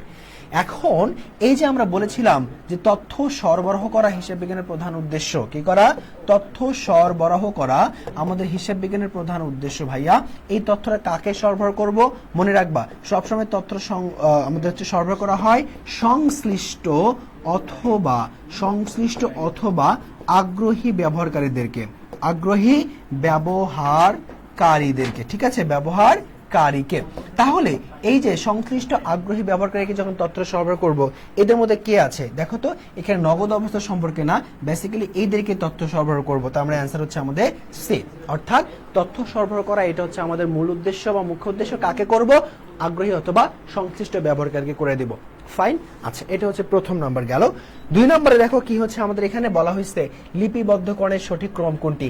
আমরা লিপিবদ্ধকরণের সঠিক ক্রম পড়েছিলাম। প্রথমত হচ্ছে কি করতে হবে? লেনদেনগুলোকে বিশ্লেষণ করতে হবে, তারপরে কি করতে হবে? আমাদের জাবেদাভুক্তকরণ করতে হবে, এবং সর্বশেষে আমাকে কি করতে হবে? খতিয়ানভুক্তকরণ করতে হবে। খেয়াল করে দেখো তো, এখানে কি প্রথমে আমাদের কি আছে? স্থানান্তর, তার মানে এটা হচ্ছে না। প্রথমে জাবেদ আছে, হচ্ছে না। এখানে প্রথমে বিশ্লেষণ আছে, হতে পারে। এখানে বিশ্লেষণ আছে, হতে পারে। এখানে জাবেদ, এটা হবে না। এবার সি এবং ডির মধ্যে যে কোনো একটা হবে। তাহলে এখানে প্রথমে বিশ্লেষণ মিলে গেছে, পরেরটা কি হবে? বিশ্লেষণের পরে জাবেদা, তাহলে এখানে জাবেদা মিলছে, বাট এখানে স্থানান্তর আছে মানে খতিয়ান। স্থানান্তর মানে কি? আমাদের খতিয়ান। সো এটা মিলে নাই। তারপরে হচ্ছে আমাদের কি হয়? স্থানান্তর এখানে আছে, এখানে আবার উল্টা জাবেদা, তার মানে আমাদের এটা হচ্ছে না। অ্যান্সার হচ্ছে আমাদের ডি নাম্বার। অ্যান্সার হচ্ছে আমাদের ডি নাম্বার। ওকে, আচ্ছা, তারপরে আসলে হচ্ছে আমাদের কি আছে? এখানে বলা হচ্ছে যে দুতরফা দাখিলা পদ্ধতি বলতে আসলে কি বোঝায়? দুতরফা দাখিলা পদ্ধতি আমাদেরকে শিখিয়েছে কিভাবে একটি লেনদেনকে আমাদের দুইটা পক্ষে লিপিবদ্ধকরণ করতে হয়। একটি পক্ষ ডেবিটে, একটি পক্ষ ক্রেডিটে যাবে, অথবা একাধিক ডেবিট পক্ষ, একাধিক ক্রেডিট পক্ষ থাকলেও উভয় পক্ষের টাকার পরিমাণ কি হবে? সমান হবে। তার মানে সে কিসের কাজ করে? আমাদের প্রত্যেকটি লেনদেনকে দুটি পক্ষে লিপিবদ্ধকরণে কাজ করে। সো অ্যান্সার এটিও নয়, এটিও নয়, এটিও নয়। অ্যান্সার হচ্ছে আমাদের এটি। ঠিক আছে, ডি নাম্বার, যে আমাদের দুতরফা দাখিলা পদ্ধতি বলতে বোঝায় প্রত্যেকটি লেনদেনকে দুটি পক্ষে কি করা? লিপিবদ্ধকরণ করা। ফাইন। আচ্ছা, এরপরে আসো, আমরা যদি এরপরে একটু যাই অন্যান্য কিছু বিশ্ববিদ্যালয়ের প্রশ্ন যদি আমরা একটু খেয়াল করে দেখি। প্রথমে কি আছে? আর্থিক হিসাব বিজ্ঞানের উদ্দেশ্য কি? আমরা বলেছিলাম আর্থিক হিসাব বিজ্ঞান। খেয়াল করে দেখো তো, হিসাব বিজ্ঞানের প্রধান শাখার মধ্যে প্রথম শাখাটি বা সনাতন শাখাটি কি ছিল? আর্থিক হিসাব বিজ্ঞান শাখা ছিল। আর্থিক হিসাব বিজ্ঞান শাখার মূল কাজ ছিল বহিস্থ বা বাহ্যিক ব্যবহারকারীকে কি করা? তথ্য সরবরাহ করা। তাহলে এখানে কি আছে একটু খেয়াল করে দেখো তো, আমরা যদি বলি যে আর্থিক হিসাব বিজ্ঞানের উদ্দেশ্য হচ্ছে বহিস্থ ব্যবহারকারীদেরকে, কাকে? বহিস্থ ব্যবহারকারীদেরকে তথ্য সরবরাহ করা। বহিস্থ ব্যবহারকারীকে আমাদের কি দেওয়া? তথ্য দেওয়া। কি দেওয়া? তথ্য দেওয়া। তাহলে একটু খেয়াল করো, এখানে কি সেটা বলা আছে? নাই। এখানে বলা আছে? নাই। এখানে বলা আছে? নাই। এখানে বলা আছে? নাই। তার মানে অ্যান্সার হচ্ছে আমাদের উপরের কোনটি নয়। উপরের কোনটি নয়। ক্লিয়ার? আচ্ছা, এরপরে বলা হয়েছে আমার লুকা প্যাসিওলি আসলে কি ছিলেন? লুকা প্যাসিওলি আসলে কি ছিলেন? তাহলে আমরা জানি লুকা প্যাসিওলি কি ছিল। তার জীবদ্দশায় তিনি একজন গণিতবিদ ছিল। জীবদ্দশায় তিনি কি করেছে? ধর্মযাজক ছিল। তিনি কি ছিল? পাদ্রী ছিল। তো এখন খেয়াল করে দেখো, তিনি কি একজন হিসাব বিজ্ঞানী? না, ভুল করা যাবে না। আমি বলেছিলাম তিনি কখনোই কি নয়? হিসাব বিজ্ঞানী নয়। অনেকে মনে করে তাকে তো আমরা বলি হিসাব বিজ্ঞানের জনক, তার মানে সে একজন হিসাব বিজ্ঞানী। হিসাব বিজ্ঞানের জনক হতে হলে যে তাকে অবশ্যই হিসাব বিজ্ঞানী হতে হবে, নট নেসেসারি দ্যাট। তিনি একজন গণিতবিদ। তাকে কি করা হয়েছে? আমাদের ওই যে দুতরফা দাখিলা পদ্ধতি আবিষ্কার করার কারণে প্রচ্ছদ রাইটার হিসেবে তাকে আমরা খ্যাতি দিয়েছি তিনি একজন হচ্ছে হিসাব বিজ্ঞানের জনক মাত্র। তার মানে কি তিনি একজন সমাজবিজ্ঞানী না, তিনি একজন অর্থনীতিবিদ না, তার মানে কি হচ্ছে? তিনি একজন গণিতবিদ। সঠিক অ্যান্সার হচ্ছে আমাদের বি নাম্বার, অর্থাৎ গণিতবিদ। পরের প্রশ্ন হচ্ছে ইন্টারন্যাশনাল অ্যাকাউন্টিং ডে অথবা হিসাব বিজ্ঞান দিবস। হিসাব বিজ্ঞান দিবস কত? আমরা বলেছিলাম ভাইয়া সর্বপ্রথম কি করা হয়েছিল হিসাব বিজ্ঞানের? আমাদের 1494 সালের 10 নভেম্বরে, কত? 10 নভেম্বরে আমাদের সুম্মা দে অ্যারিথমেটিকা জিওমেট্রি আর প্রপোর্শনালিটি বইটা আবিষ্কার করা হয়েছিল। তার মানে তারিখ যেহেতু দেওয়া আছে 10 নভেম্বর, এই 10 নভেম্বরকে তাহলে কি বলবো আমরা? যেহেতু 10 নভেম্বরে সর্বপ্রথম বইটা প্রকাশ করা হয়েছে, তার মানে এটাই হচ্ছে আমাদের জন্য অ্যাকাউন্টিং ডে। অর্থাৎ অ্যান্সার 8 নভেম্বর হবে না, 5 নভেম্বরও হবে না, 6 নভেম্বরও হবে না। অ্যান্সার হচ্ছে আমাদের 10th নভেম্বর। কত নভেম্বর? 10 নভেম্বর। ক্লিয়ার? আচ্ছা, ওকে ওকে ওকে, ক্লিয়ার ক্লিয়ার ক্লিয়ার। 6A, ওকে, মুন্নি বলেছে 6A। আচ্ছা, 5 এর বি ছিল, মুন্নি বলেছে 4 এর ই ছিল। গুড গুড, ওকে, পেরেছে পেরেছে। ওকে মুন্নি আক্তার, তোমাকে অসংখ্য ধন্যবাদ। ওকে, আচ্ছা, এরপর একটু খেয়াল করে দেখো, আমরা যদি বলি লিপিবদ্ধকরণ প্রক্রিয়ার অংশ 9 কোনটি? একটু বলো তো যে লিপিবদ্ধকরণ প্রক্রিয়ার অংশ 9 কোনটি? আমাদের 7 নম্বরের অ্যান্সার কি হতে পারে? আমাদের 7 নম্বরের অ্যান্সার কি হতে পারে? নিচের কোনটি আমাদের কি নয়? লিপিবদ্ধকরণের অংশ নয়। আমরা বলেছিলাম লিপিবদ্ধকরণের অংশ 3টা।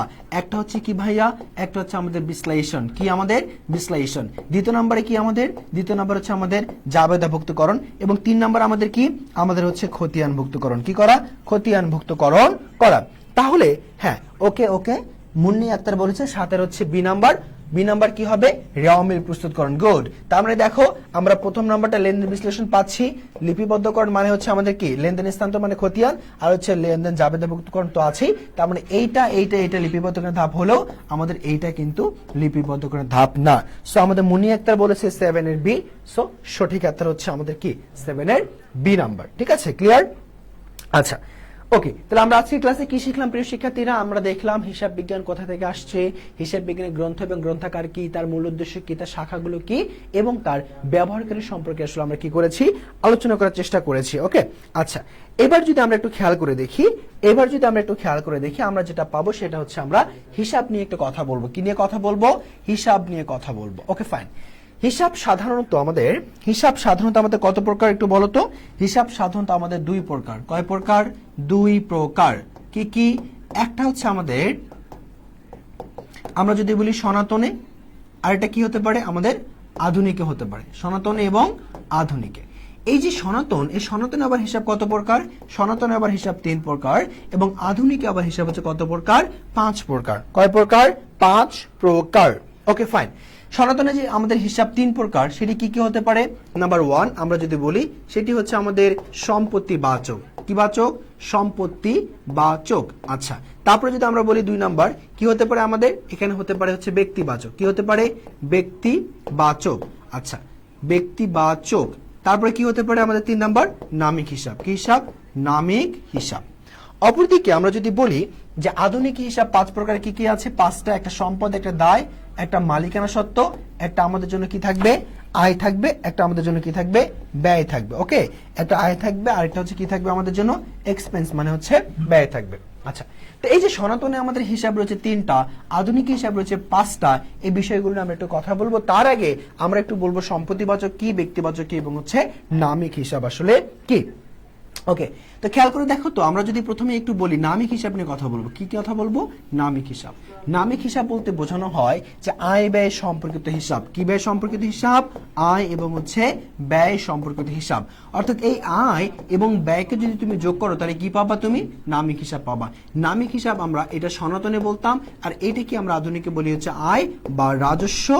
আয় অথবা রাজস্ব, ব্যয় অথবা কি বলি আমরা? ক্ষতি বলি। ক্ষতি বলতে পারি, আমরা খরচ বলতে পারি, যদিও এগুলোর মধ্যে ডিফারেন্স আছে, কিন্তু আমরা কি করতে পারি? বলতে পারি যে ব্যয়, খরচ, ক্ষতি। ওকে, আচ্ছা, এবার একটু খেয়াল করে দেখো, আমাদের আরেকটা চিজ ছিল সম্পত্তিবাচক। সম্পত্তিবাচক মানে হচ্ছে যেখানে শুধুমাত্র কি থাকবে? সম্পত্তিগুলো থাকবে। সম্পত্তিবাচক। ওকে, সম্পত্তিবাচক মানে সম্পদগুলো থাকবে, কিন্তু খেয়াল করতে হবে এখানে সম্পদগুলো থাকবে, ফাইন, যে হিসাবে সম্পদ থাকবে তাকে সম্পত্তিবাচক হিসাব বলবো, কিন্তু কি থাকবে না? এখানে সম্পদ আমাদের দেনাদার হওয়া সত্ত্বেও, এখানে সম্পদ ব্যাংক হওয়া সত্ত্বেও আমাদের কি থাকবে না? এগুলোর মধ্যে থাকবে না। অর্থাৎ দেনাদার এবং ব্যাংক ছাড়া যত ধরনের সম্পদ আছে সবকিছু কোথায় যাবে ভাইয়া? সম্পত্তিবাচক হিসাবের মধ্যে যাবে। কেন যাবে সেটা আমরা একটু দেখছি। এবার দেখো, আমাদের যদি একটু বলা হয় কি আছে? ব্যক্তিবাচক হিসাব আছে। কি আছে? ব্যক্তিবাচক হিসাব রয়েছে। সো এই যে ব্যক্তিবাচক হিসাবটি আমাদের রয়েছে, এই ব্যক্তিবাচক হিসাবকে আমরা আসলে কিভাবে বলবো? আমরা এখানে দুটো বিষয়কে বলবো। যেই লেনদেনগুলো বা যেই হিসাবের সাথে ব্যক্তি সরাসরি সম্পর্কিত, তাকে আসলে আমরা কি বলি? ব্যক্তিবাচক হিসাব বলি। তাহলে একটু খেয়াল করো তো, ব্যক্তিবাচক হিসাব কি হতে পারে? আমরা বলতে পারি দেনাদার একটা ব্যক্তিবাচক হিসাব হতে পারে, আবার পাওনাদারও কি হতে পারে? আমাদের একটা ব্যক্তিবাচক হিসাব হতে পারে। সো ব্যক্তিবাচক হিসাব বলতে মূলত দেনাদার সম্পর্কিত এবং পাওনাদার সম্পর্কিত হিসাবকে আমরা বুঝে থাকি। এবার কেন বলেছিলাম যে সম্পত্তিবাচকে কি যাবে না? দেনাদার এবং ব্যাংক সম্পদ হওয়া সত্ত্বেও যাবে না। দেখো তো, দেনাদার একজন ব্যক্তির সাথে সম্পর্কিত হিসাব না। ওকে, ব্যাংকিং একটা ব্যক্তির সাথে সম্পর্কিত হিসাব না। ব্যাংকিং হিসাব করতে হলে ব্যক্তিকে যেতে হয়, সেটা নিজের নামে হোক কিংবা প্রতিষ্ঠানের নামে হোক, যে নামে চালনা হোক না কেন, আমাদের কিন্তু ব্যক্তিকে যেতে হয়। এই দুটো সরাসরি ব্যক্তির সাথে রিলেটেড জন্য তাকে আমরা কি বলবো? আমরা তাকে সরাসরি বলতে পারি ব্যক্তিবাচক হিসাব। এই জন্যই বলা হয় যে সকল ধরনের সম্পদ সম্পত্তিবাচকে গেলেও দেনাদার এবং ব্যাংক সম্পর্কিত হিসাবগুলো কি যাবে? আমার এই ব্যক্তিবাচক হিসেবের মধ্যে যাবে, সম্পত্তিবাচক হিসেবের মধ্যে যাবে না। ক্লিয়ার? আচ্ছা, এরপরে একটু খেয়াল করে দেখো, আধুনিকে আমরা বলেছিলাম হিসাব 5 প্রকার। একটা হচ্ছে সম্পদ হিসাব, একটা হচ্ছে দায় হিসাব, একটা হচ্ছে আমাদের মালিকানা সত্ত্ব হিসাব, একটা হচ্ছে কি আমাদের আয় হিসাব, আচ্ছা একটা হচ্ছে আমাদের ওকে কি ছিল আমাদের এখানে আয় এবং হচ্ছে ব্যয়, রেভিনিউ এবং হচ্ছে এক্সপেন্স। তো এই যে সম্পত্তি বাচক হিসাব, সম্পদ, দায়, মালিকানা সত্ত্ব, আয় এবং ব্যয়, এখানে আমাদের আধুনিকের ক্ষেত্রে আমরা বললাম হিসাব 5 প্রকার। কয় প্রকার? 5 প্রকার। কিন্তু আবার দেখা যাচ্ছে সনাতনের ক্ষেত্রে হিসাব হচ্ছে 3 প্রকার। কি কি? একটা আমরা পড়ছি সম্পত্তি বাচক। কি পড়েছি? সম্পত্তি বাচক। তারপরে কি পড়েছি আমরা পড়েছি ব্যক্তি বাচক। কি পড়েছি? ব্যক্তি বাচক। এবং সর্বশেষ আমরা কি পড়েছি? নামিক হিসাব পড়েছি। তাহলে দেখো তো সনাতনে যেখানে ছিল 3টা, সনাতনে যেখানে ছিল 3টা, আধুনিকে কয়টা হয়ে গেছে? 5টা। এখানে কি তাহলে আমাদের বলতে পারি আমরা যে উভয়ের মধ্যে একটা মিল আছে? আমরা সবাই জানি যে অ্যাকাউন্টিং এর বিষয়গুলোকে সবসময় ইকুয়াল থাকতে হয়, ইকুয়েশন মেনে চলতে হয়। তাহলে খেয়াল করো তো, এখানে হিসাব হচ্ছে আমাদের 5টা, কিন্তু এখানে হিসাব কয়টা ভাইয়া? এখানে হিসাব হচ্ছে আমাদের 3টা। তাহলে তো মিললো না। আচ্ছা, সনাতনে যেখানে 3টা, আমেরিকানরা আধুনিকে কেন সেটাকে 5টা করলো, বা কিভাবে আমরা এটার মধ্যে একটা সমতা আনতে পারি একটু খেয়াল করে দেখো। আমরা বলেছিলাম যত ধরনের সম্পদ আছে সব কোথায় যাবে? সম্পত্তি বাচক হিসাবে যাবে। শুধুমাত্র কি যাবে না? শুধুমাত্র দেনাদার যাবে না এবং হচ্ছে ব্যাংক যাবে না। কেন যাবে না? কারণ এগুলোর সাথে প্রত্যক্ষভাবে আমার ব্যক্তি জড়িত থাকবে। এই ব্যক্তি জড়িত থাকার কারণে আমরা এটা কোথায় দিতে পারি না? সম্পত্তি বাচকে দিতে পারি না। তার মানে কোথায় যাবে? আমাদের হচ্ছে ব্যক্তি বাচকে যাবে। আর কি কি যাবে? দায় এবং মালিকানা সত্ত্ব, এটাও কোথায় যাবে? ব্যক্তিবাচক। কারণ দায় যে সৃষ্টি করে সেটাও ব্যক্তির সাথে রিলেটেড, আবার আমাদের মালিকানা সত্ত্ব সেটা হচ্ছে ব্যক্তির সাথে রিলেটেড। সো এই যে মালিকানা সত্ত্ব এবং দায়, এগুলো কার সাথে যাবে? এই ব্যক্তিবাচক হিসেবের মধ্যে যাবে। আর আয় এবং ব্যয় তো আমরা সবসময় জানি নামিক হিসেবের মধ্যে যায়। তাহলে একটু খেয়াল করো তো, এবার কি 3 হয়েছে? 3 হয়েছে? ওকে, যদি হয়ে থাকে তাহলে আমরা বলতে পারি যে সনাতন আধুনিকের থেকে কি করে নাই? বেশি কোনো কিছু আমাকে শেখায় নাই, আমাকে শুধু এক্সটেন্ড করে দিয়েছে। কি করে দিয়েছে? একটু পরিশুদ্ধকরণ করে, একটু বিস্তারিত আকারে দিয়েছে, যাতে আমাদের বিষয়গুলো বুঝতে কি হয় ভাইয়া? আমাদের বিষয়গুলো বুঝতে সহজ হয়ে যায়। এর বাইরে কোনো কিছু আসলে আমাদের কি করা হয় নাই, এখানে দেওয়া হয়নি। বোঝা গেছে? আচ্ছা, তো এই হলো মূলত আমাদের হিসাব। এবার একটু খেয়াল করে দেখো, এই যে হিসাব আমরা পড়লাম, এই হিসাবের মধ্যে আমাদের যে ব্যক্তিবাচক হিসাবটি আছে, সেই ব্যক্তিবাচক হিসাবকে আবার আমরা 3 ভাগে ভাগ করতে পারি। কোন হিসাবকে? ব্যক্তিবাচক হিসাবকে। কোন হিসাব? ব্যক্তিবাচক হিসাব। এই ব্যক্তিবাচক হিসাবকে আবার কি করতে পারি? 3 ভাগে ভাগ করতে পারি। নাম্বার 1, স্বাভাবিক ব্যক্তিবাচক হিসাব। কি হিসাব? স্বাভাবিক ব্যক্তিবাচক হিসাব। আচ্ছা, স্বাভাবিক ব্যক্তিবাচক হিসাব বলতে কি বোঝায়? স্বাভাবিক ব্যক্তিবাচক হিসাব বলতে বোঝানো হয় যে হিসাবগুলো স্বাভাবিকভাবে শুধুমাত্র কার সাথে জড়িত? ব্যক্তির সাথে জড়িত। কার সাথে জড়িত? ব্যক্তির সাথে জড়িত। যেমন কি হতে পারে আমরা যদি একটু বলি, এক্সাম্পল দিচ্ছি, ধরো আমরা বললাম রবিনের হিসাব। কিসের হিসাব? রবিনের হিসাব। সো একজন রবিন ব্যক্তি। আমরা বললাম করিমের হিসাব। কার হিসাব?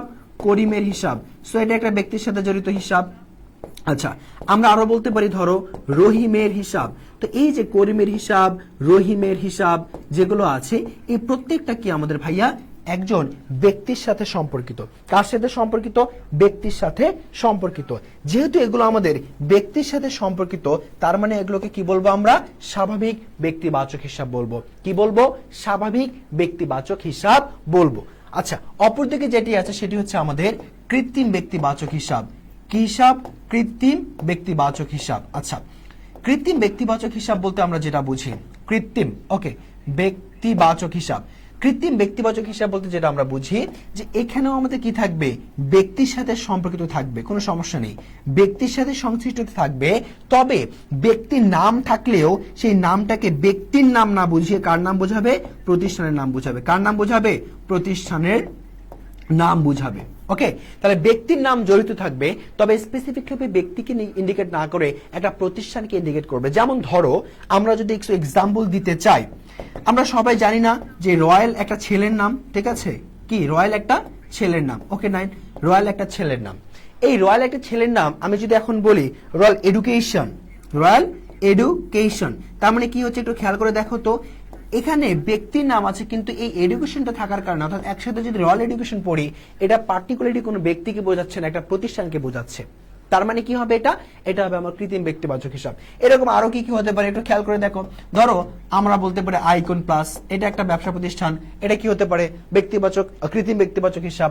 আমরা যদি বলি প্যারাগন, এটা কি হতে পারে? একটা কৃত্রিম ব্যক্তিবাচক হিসাব হতে পারে। আমরা যদি বলি লুমিনাস, এটা কি হতে পারে? আমাদের একটা কৃত্রিম ব্যক্তিবাচক হিসাব হতে পারে। আমরা যদি বলি ইউনিট হিসাব, এটা কৃত্রিম ব্যক্তিবাচক হতে পারে।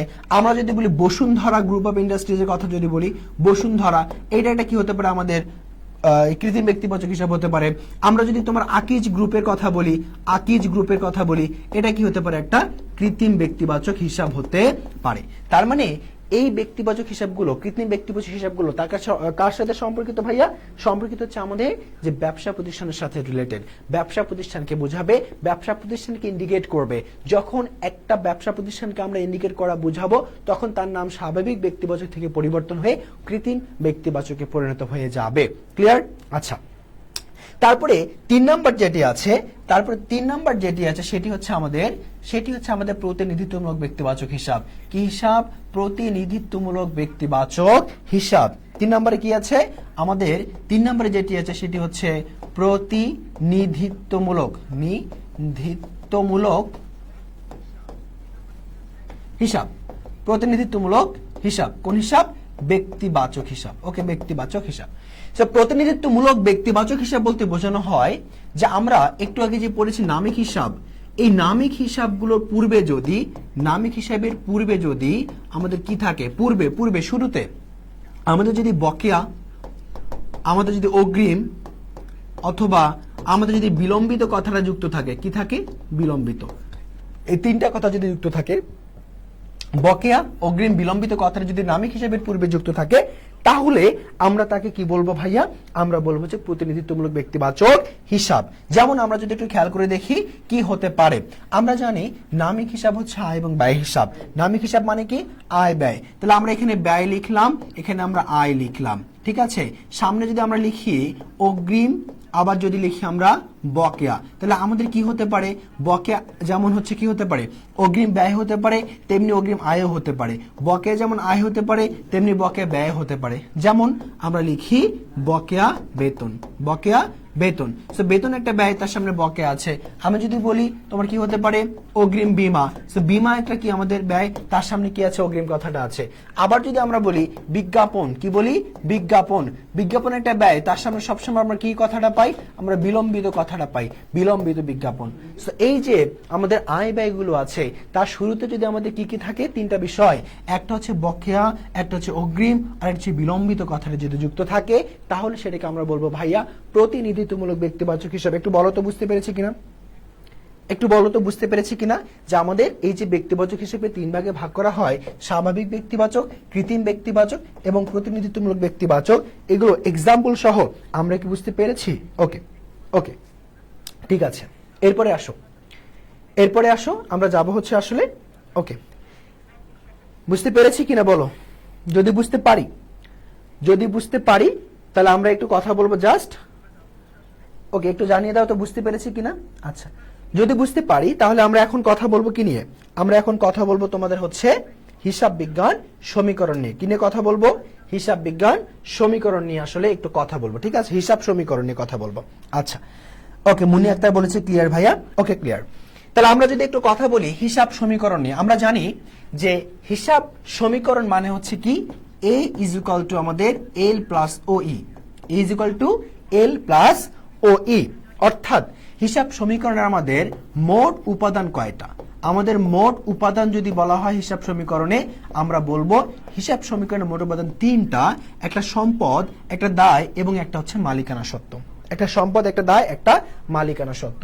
এই মালিকানা সত্ত্বকে আবার আমাদের 4টা উপাদান দ্বারা প্রভাবিত করা যায়। কয়টা? 4টা। ক্যাপিটাল, রেভিনিউ, এক্সপেন্স এবং ড্রয়িংস মানে হচ্ছে উত্তোলন।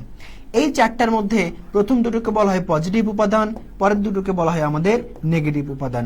অর্থাৎ এরা যদি বৃদ্ধি পায় মালিকানা সত্ত্ব বেড়ে যাবে, এরা যদি বৃদ্ধি পায় মালিকানা সত্ত্ব কমে যাবে, নেগেটিভ কাজ করবে। এরা বাড়লে মালিকানা সত্ত্ব কমবে, এরা কমলে মালিকানা সত্ত্ব বেড়ে যাবে। এখন আমরা যদি সূত্রটাকে এভাবে একটু লিখি a is equal to L plus, ওই জায়গায় যদি চারটাকে একটু বসাই, এই দুটোর সামনে যদি প্লাস আছে তার মানে সির সামনে প্লাস হবে আর এর সামনে প্লাস হবে, এই দুটোর সামনে মাইনাস থাকা মানে কি এক্সপেন্সের সামনে মাইনাস হবে, আবার ডোমসির সামনে মাইনাস হয়ে যাবে। তাহলে যে সূত্রটা আমরা পাবো এটাকে বলা হবে হিসাব সমীকরণের বর্ধিত রূপ। কি বলা হবে? হিসাব সমীকরণের বর্ধিত রূপ। ওকে, তাহলে আমাদেরকে প্রশ্ন যদি করা হয় হিসাব সমীকরণের প্রাথমিক উপাদান যে সমীকরণ সেখানে উপাদান কয়টা, তখন আমরা বলছি 3টা। আর যদি আমাকে বলা হয় যে বর্ধিত বা বিস্তারিত রূপের উপাদান কয়টা, তখন দেখো তো কয়টা, 1টা 2টা 3টা 4টা 5টা এবং 6টা। তাহলে উত্তর হচ্ছে কয়টা ভাইয়া? 6টা। উত্তর কয়টা ভাইয়া? 6টা। ঠিক আছে, তাহলে প্রাথমিক যে সমীকরণ তার উপাদান 3টা হলেও তার ডাবল কয়টা? 6টা হচ্ছে আমাদের তোমার এখানে আছে বর্ধিত রূপের সমীকরণের উপাদান। এবার আসো, এই যে বর্ধিতর মধ্যে যে আমাদের সি আছে মানে ক্যাপিটাল বা মূলধন, এই মূলধন নিয়ে আমাদের একটু কথা আছে। মূলধন সাধারণত কি হতে পারে? আমার প্রারম্ভিক মূলধন হতে পারে। কি হতে পারে? প্রারম্ভিক মূলধন হতে পারে। আমাদের এখানে কি হতে পারে? অতিরিক্ত মূলধন হতে পারে। তারপরে কি হতে পারে? আমরা যদি বলি আমাদের এখানে সমাপনী মূলধন হতে পারে, এবং আমরা যদি বলি আমাদের কি হতে পারে? এখানে আমাদের কার্যকরী অথবা চলতি মূলধন হতে পারে। কি হতে পারে? চলতি অথবা কার্যকরী মূলধন। তাহলে এই যে বিষয়গুলো আছে, সাধারণত আমরা মূলধন বলতে চারটিকে একটু আইডেন্টিফাই করি: প্রারম্ভিক, অতিরিক্ত মূলধন, সমাপনী মূলধন এবং হচ্ছে চলতি অথবা কার্যকরী মূলধন। এই যে আমাদের 4টা মূলধন আছে, খেয়াল করবেন এই 4টা মূলধনের মধ্যে প্রারম্ভিক মূলধনের উপর আমরা সবসময় কি ধরে থাকি? সুদ ধরে থাকি। অতিরিক্ত মূলধনের উপর সুদ ধরতে পারি কখন? খেয়াল করতে হবে। কন্ডিশন হচ্ছে কি? কন্ডিশন ভাইয়া, কন্ডিশন হচ্ছে যখন তারিখ দেওয়া থাকবে তখনই শুধুমাত্র কি করতে পারবো? তারিখ দেওয়া সাপেক্ষে আমরা অতিরিক্ত মূলধনের উপর সুদ ধরতে পারবো, এছাড়া কখনই কি করতে পারবো না? আমরা সুদ নির্ণয় করতে পারবো না। তো যতক্ষণ পর্যন্ত আমরা দেখবো অতিরিক্ত মূলধনের ক্ষেত্রে তারিখ দেওয়া নেই, ততক্ষণ পর্যন্ত আমরা কি করবো না? সুদ ধরবো না। যখনই দেখবো তারিখ দেওয়া আছে তখনই সুদটা নির্ণয় করে ফেলবো। আর এদিকে উপর দিকে যে আমাদের প্রারম্ভিক মূলধন আছে এখানে তো সবসময় আমরা কি করবো? সুদ নির্ধারণ করবো। কিন্তু এই যে নিচে যে দুটো আছে সমাপনী মূলধন এবং চলতি বা কার্যকরী মূলধন, এই দুটোর উপর কখনই কি করা যায় না? আমাদের সুদ নির্ণয় করা যায় না। এবার প্রশ্ন করতে পারো যে ভাইয়া যে এই চলতি বা কার্যকরী মূলধন বলতে আসলে কি বোঝায়? তুমি যখন কারেন্ট অ্যাসেট থেকে তুমি যখন কারেন্ট লায়াবিলিটিস মানে চলতি সম্পদ থেকে তুমি যখন চলতি দায় বাদ দিবা, তখন যে অ্যামাউন্টটা পাবা সেটার নামই হচ্ছে তোমার চলতি অথবা কার্যকরী মূলধন। বুঝেছি? ওকে, আচ্ছা, ক্লিয়ার কিনা একটু বলো তো, বুঝতে পেরেছি? আচ্ছা, যদি বুঝে থাকি তাহলে আমরা একটু পরের স্লাইডে যাই। আচ্ছা, এখানে দেখো হিসাব সমীকরণে কিছু ম্যাথ আছে, আমরা জাস্ট দুই একটা ম্যাথ ক্লিয়ার করেই আমরা কি করব? ক্লাসটি শেষ করে দিব। ওকে, তাহলে আমরা যদি প্রথমে একটু বলি যে এখানে কি আছে, প্রথমে যদি আমরা একটু বলি যে এই যে ম্যাথটি আছে, এই ম্যাথটিকে আমরা দুইভাবে সমাধান করতে পারি। প্রথম কথা হচ্ছে আমরা এটাকে অনেক বিস্তারিতভাবে সমাধান করতে পারি, দ্বিতীয় কথা হচ্ছে শর্টকাটে সমাধান করতে পারি।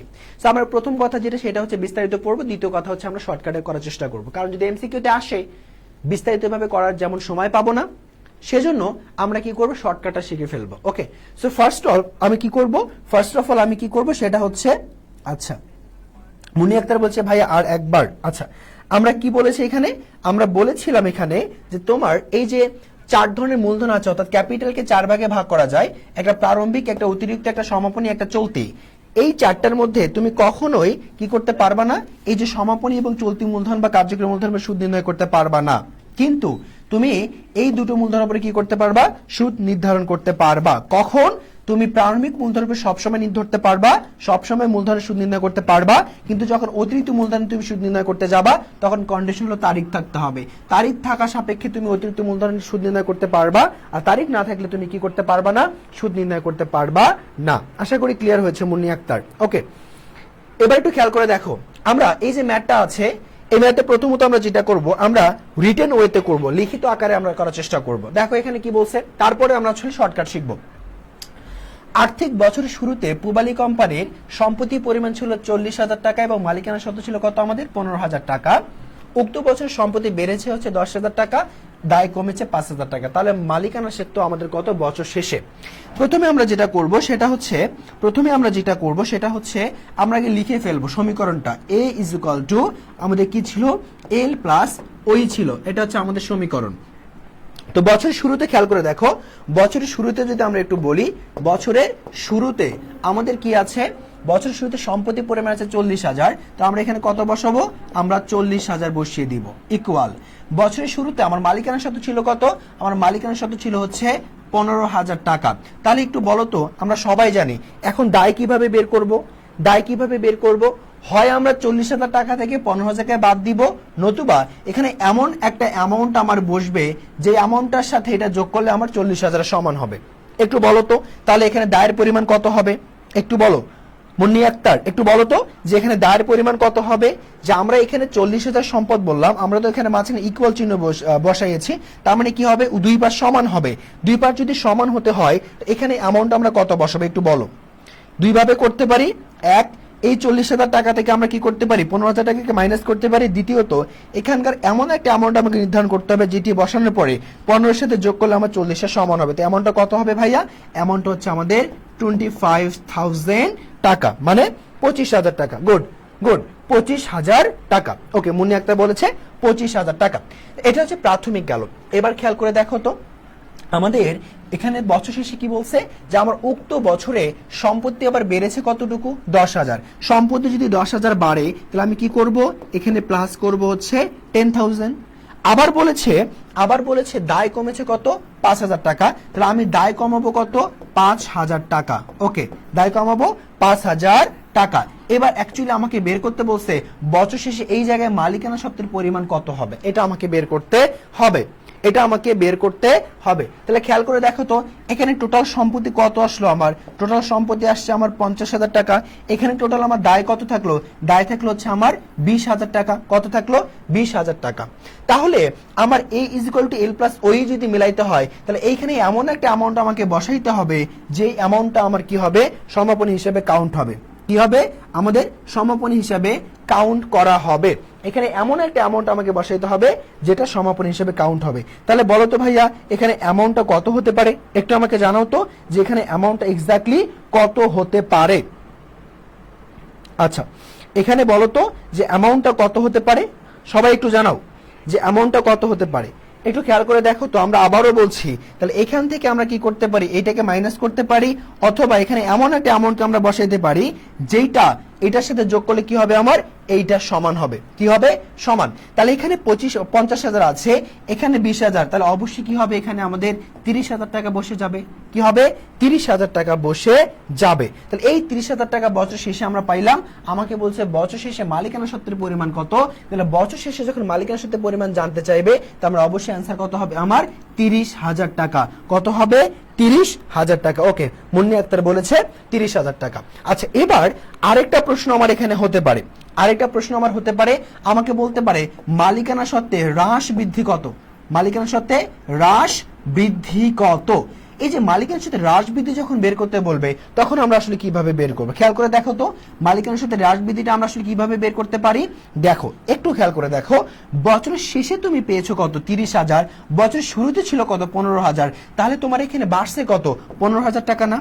দেখো তো, বছর শুরুতে ছিল 15,000, শেষে হয়েছে কত, 30,000, তাহলে 15 সাথে কত যোগ করেছো তুমি, 15,000 বৃদ্ধি পেয়েছে। তাহলে 15,000 যে বাড়লো তার মানে আমরা কি বলবো, বৃদ্ধি কত হয়েছে আমার, 15,000। বৃদ্ধি কত হয়েছে আমার, 15,000। সো আমার এখানে হ্রাস বৃদ্ধিও চাইতে পারে, আমার এখানে বছর শেষে কতটুকু পরিমাণ সেটাও কিন্তু চাইতে পারে। যদি বছর শেষে চায় তাহলে তার বছর শেষে বলে দিব, আর হ্রাস বৃদ্ধি চাইলে শুরু এবং শেষের পার্থক্য করে দেখবো যে বাড়ছে নাকি কমছে। বাড়লে বৃদ্ধি, কমলে হ্রাস, বাড়লে বৃদ্ধি, কমলে হ্রাস। ক্লিয়ার? আচ্ছা, এবার খেয়াল করো, এখানে প্রথমে আমরা যখন রিটেন ওয়েতে ম্যাথ করব, প্রথমে বের হবে বছর শেষেরটা, তারপরে আমরা বের করবো হ্রাস বৃদ্ধি। তার মানে রিটেন ওয়ের ম্যাথে কি হবে, প্রথমে বের হবে আমার কি শেষের অ্যামাউন্ট, তারপরে বের হবে আমার কি হ্রাস অথবা বৃদ্ধি। কিন্তু যখন আমরা শর্টকাট ওয়েতে যাব তখন কিন্তু আমার প্রথমে কি হবে, বিষয়টা উল্টে যাবে। প্রথমে আমার কি বের হবে বলতো, প্রথমে বের হবে যদি উল্টে যায় তাহলে আমার প্রথমে বের হবে হচ্ছে হ্রাস অথবা বৃদ্ধি, তারপরে বের হবে আমার কি তোমার বছর শেষে কতটুকু পরিমাণ আছে। তো আমরা এখন শিখবো কিভাবে এই ম্যাথটাকে আমরা এত বিস্তারিত হইতে না করে আমরা 2-4 সেকেন্ডের মধ্যে কি করতে পারি, সমাধান করে ফেলতে পারি। তো এইটা শেখার জন্য বা এইটা করার জন্য আমাকে এই সমীকরণের মধ্যে যে সম্পর্কগুলো আছে, এই সমীকরণের সম্পর্কটা আমাকে একটু কি করতে হবে ভাইয়া, আমাকে একটু ভালো মতো জানতে হবে। সো ফার্স্ট অফ অল তাহলে চলো আমরা সমীকরণের সম্পর্কটা নিয়ে একটু আমরা কথা বলি। ঠিক আছে, সমীকরণের সম্পর্কটা নিয়ে আমরা একটু কথা বলি। ঠিক আছে। আচ্ছা, সমীকরণের সম্পর্কটা একটু খেয়াল করো। আমরা বলেছি সমীকরণ মানে কি, a = l + ওই। এখানে কয়টা পাশ আছে, a = l + ওই, দুটা পাশ আছে। আমরা সবসময় মনে রাখবো কি, সমপাশ মানে হচ্ছে কি ভাইয়া, সমপাশ মানে হচ্ছে আমাদের শত্রু, সমপাশ মানে শত্রু। আর বিপরীত পাশ মানে কি ভাইয়া, বিপরীত পাশ মানে হচ্ছে সবসময় মনে রাখবো হচ্ছে আমাদের বন্ধু। তাহলে সমপাশ মানে শত্রু, বিপরীত পাশ মানে হচ্ছে বন্ধু। এই যে কথাটি আছে, এই কথাটি একটু আমরা লিখে নিব সবাই, এই কথাটি একটু লিখে নিব। সমপাশ মানে হচ্ছে শত্রু, বিপরীত পাশ মানে হচ্ছে আমাদের বন্ধু। তারপরে বলবো, বন্ধু যা করবে আমরা তা করব, শত্রু যা করবে আমরা তার বিপরীত কাজ করব। দেখো, সমপাশ মানে হচ্ছে শত্রু, বিপরীত পাশ মানে হচ্ছে বন্ধু। বন্ধু যা করবে আমরা তা করব, শত্রু যা করবে আমরা তার বিপরীত কাজ করব। বন্ধু যদি প্লাস হয় আমরা প্লাস হব, বন্ধু যদি মাইনাস হয় আমরা মাইনাস হব। শত্রুর ক্ষেত্রে কি হবে, ওরা প্লাস হলে আমরা মাইনাস, আমরা মাইনাস হলে ওরা প্লাস, এরকম কাজ। ওকে, এইটুকু বোঝার পরে তুমি একটু খেয়াল করে দেখো তো, এই যে সম্পদ, এর কি কোনো সমপাশ আছে? নাই। সম্পদের কোনো কি নেই, সমপাশ নেই। তাহলে সম্পদের যেহেতু কোনো সমপাশ নেই, তার মানে এর কোনো কি নেই, আমার শত্রু নেই। সম্পদের কোনো কি নেই, শত্রু নেই। আচ্ছা, এবার একটু খেয়াল করে দেখো, দায়ের ক্ষেত্রে যদি আমরা বলি, দায়ের কিন্তু সমপাশ আছে ওই, দায়ের কিন্তু সমপাশ আছে ওই। তার মানে এই ওই বা মালিকানা সত্ত্ব দায়ের কি হিসেবে গণ্য হবে, সমপাশ মানে হচ্ছে আমরা বলেছি শত্রু, তাহলে দায়ের শত্রুকে মালিকানা সত্ত্ব, দায়ের শত্রুকে মালিকানা সত্ত্ব। আবার সেম ভাবে মালিকানা সত্ত্বের কথা যদি বলি, তারও সমপাশকে দায়, তাহলে মালিকানা সত্ত্বের শত্রু কি আমাদের এল, তাহলে এর শত্রু এ, এর শত্রু এ। এবার খেয়াল করো, এ কিন্তু আবার উভয়ের বন্ধু, যেহেতু বিপরীত পাশ, এল এর জন্য এ হচ্ছে বিপরীত পাশ, ওই এর জন্য এ হচ্ছে আমাদের বিপরীত পাশ। দুটোই যেহেতু আমাদের জন্য বিপরীত পাশ, আমরা শিখেছি কি ভাইয়া, যে বিপরীত পাশ মানে হচ্ছে আমাদের কি, বিপরীত পাশ মানে হচ্ছে আমাদের বন্ধু। তাহলে আমাদের এর জন্য কোনো শত্রু না থাকলেও এর জন্য দুটো বন্ধু আছে, এল এবং ওই। এল এবং ওই যদি বৃদ্ধি পায়, বন্ধু হিসেবে আমার কি হবে, এও বৃদ্ধি পেয়ে যাবে। আর যদি এই দুটো কমে যায়, বন্ধু হিসেবে আমার এটাও কমে যাবে। আর এখানে এল এর জন্য বন্ধু হচ্ছে এ, আবার ওই জন্য বন্ধু হচ্ছে এ, তাহলে সেখানেও কি হবে, সেম কাজই হবে, বন্ধু যা করবে ওরাও তা করবে, আর শত্রু হলে এরা বিপরীত কাজ করবে।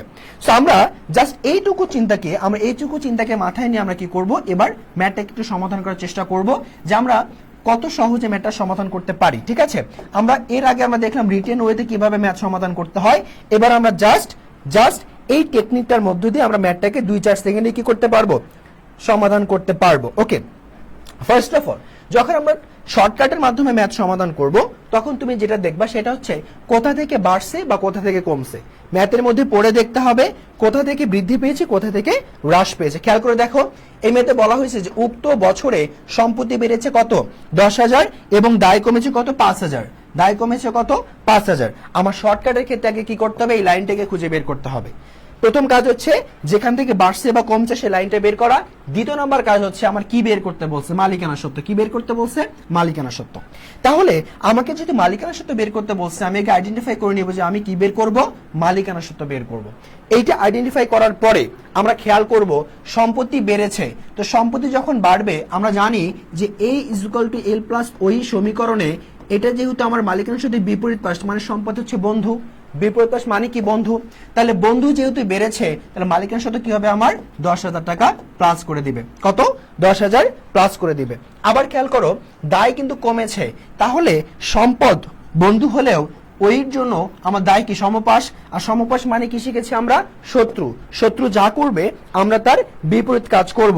শত্রু এখানে 5,000 মাইনাস করেছে, আমরা কি করব, 5,000 প্লাস করে ফেলবো। তাহলে এখানে প্লাস কত হবে, 15,000। আমরা বলেছিলাম শর্টকাট মেথডে প্রথমে কি বের হবে, হ্রাস বৃদ্ধি। তাহলে এখানে সামনে যদি প্লাস আছে, তার মানে আমাদের যদি প্রশ্ন করা হতো যে কতটুকু হ্রাস বা বৃদ্ধি পেয়েছে, আমরা বলতাম 15,000 টাকা কি পেয়েছে, বৃদ্ধি পেয়েছে। ওকে, আচ্ছা, এই যে হ্রাস বৃদ্ধিটা আছে, এইটার সাথে তোমাকে যা বের করতে বলছে তার প্রাথমিকটা যদি তুমি যোগ করো, তাহলে বছর শেষের অ্যামাউন্ট আমরা পেয়ে যাব। খেয়াল করে দেখো তো, আমরা হ্রাস বৃদ্ধির সাথে যা বের করতে বলেছে তার প্রাথমিকটা যদি যোগ করি, তাহলে আমরা কি পাবো, সর্বশেষ অ্যামাউন্টটা পেয়ে যাব। তাহলে মালিকানা সত্ত্বে যদি আমরা শুরুর অ্যামাউন্টটা একটু খেয়াল করি, শুরুতে সম্পদ ছিল 40,000, আর আমার মালিকানা সত্ত্ব ছিল কত, 15,000। তাহলে এখানে মালিকানা সত্ত্ব 15,000 টাকা আছে, তাহলে আমরা কি করব, এইখানে এটার সাথে 15,000 টাকা যোগ করে দিব। তাহলে আমার বৃদ্ধি 15,000 প্লাস মালিকানার সাথে প্রাথমিক ছিল কত, 15,000। তাহলে বছর শেষে আমার কত হবে, 30,000 টাকা। একটু খেয়াল করে দেখো, যখন আমরা রিটেন ওয়েতে করেছিলাম, তখনই কিন্তু আমরা সর্বশেষ কত পেয়েছিলাম, 30,000 টাকা অ্যামাউন্ট হিসেবে পেয়েছিলাম। তো তুমি চাইলে রিটেন ওয়েতেও করতে পারো, আবার চাইলে তুমি কি করতে পারো, এই শর্টকাটও ফলো করতে পারো। ঠিক আছে, ওকে। আচ্ছা, আমরা যদি পারি একটু জানিয়ে দেই, মুন্নি আক্তার কি বোঝো নাই? আচ্ছা, ওকে, ক্লিয়ার। যদি ক্লিয়ার হয়ে থাকে একটু বলে দেই যে আসলে আমরা বুঝতে পেরেছি কিনা, একটু ভাইকে জানিয়ে দেই যে বুঝতে পেরেছি কিনা। আচ্ছা, ঠিক আছে, ওকে ওকে, ঠিক আছে। তাহলে যদি বুঝতে পারো, আমাদের আজকের হিসাব বিজ্ঞানের যে সেশনটি ছিল, আমরা আজকে এখানে শেষ করতে যাচ্ছি। ওকে, মুন্নি আক্তার বলেছে বুঝতে পেরেছে। ওকে, ঠিক আছে। তাহলে আজকে আমাদের হিসাব বিজ্ঞানের সেশনটা এখানে শেষ। আগামী দিনের ক্লাসের আমন্ত্রণ জানিয়ে আজকে আমি তোমাদের কাছ থেকে এখানে বিদায় নিচ্ছি। তোমরা সবাই ভালো থাকবে, সুস্থ থাকবে। আল্লাহ হাফেজ।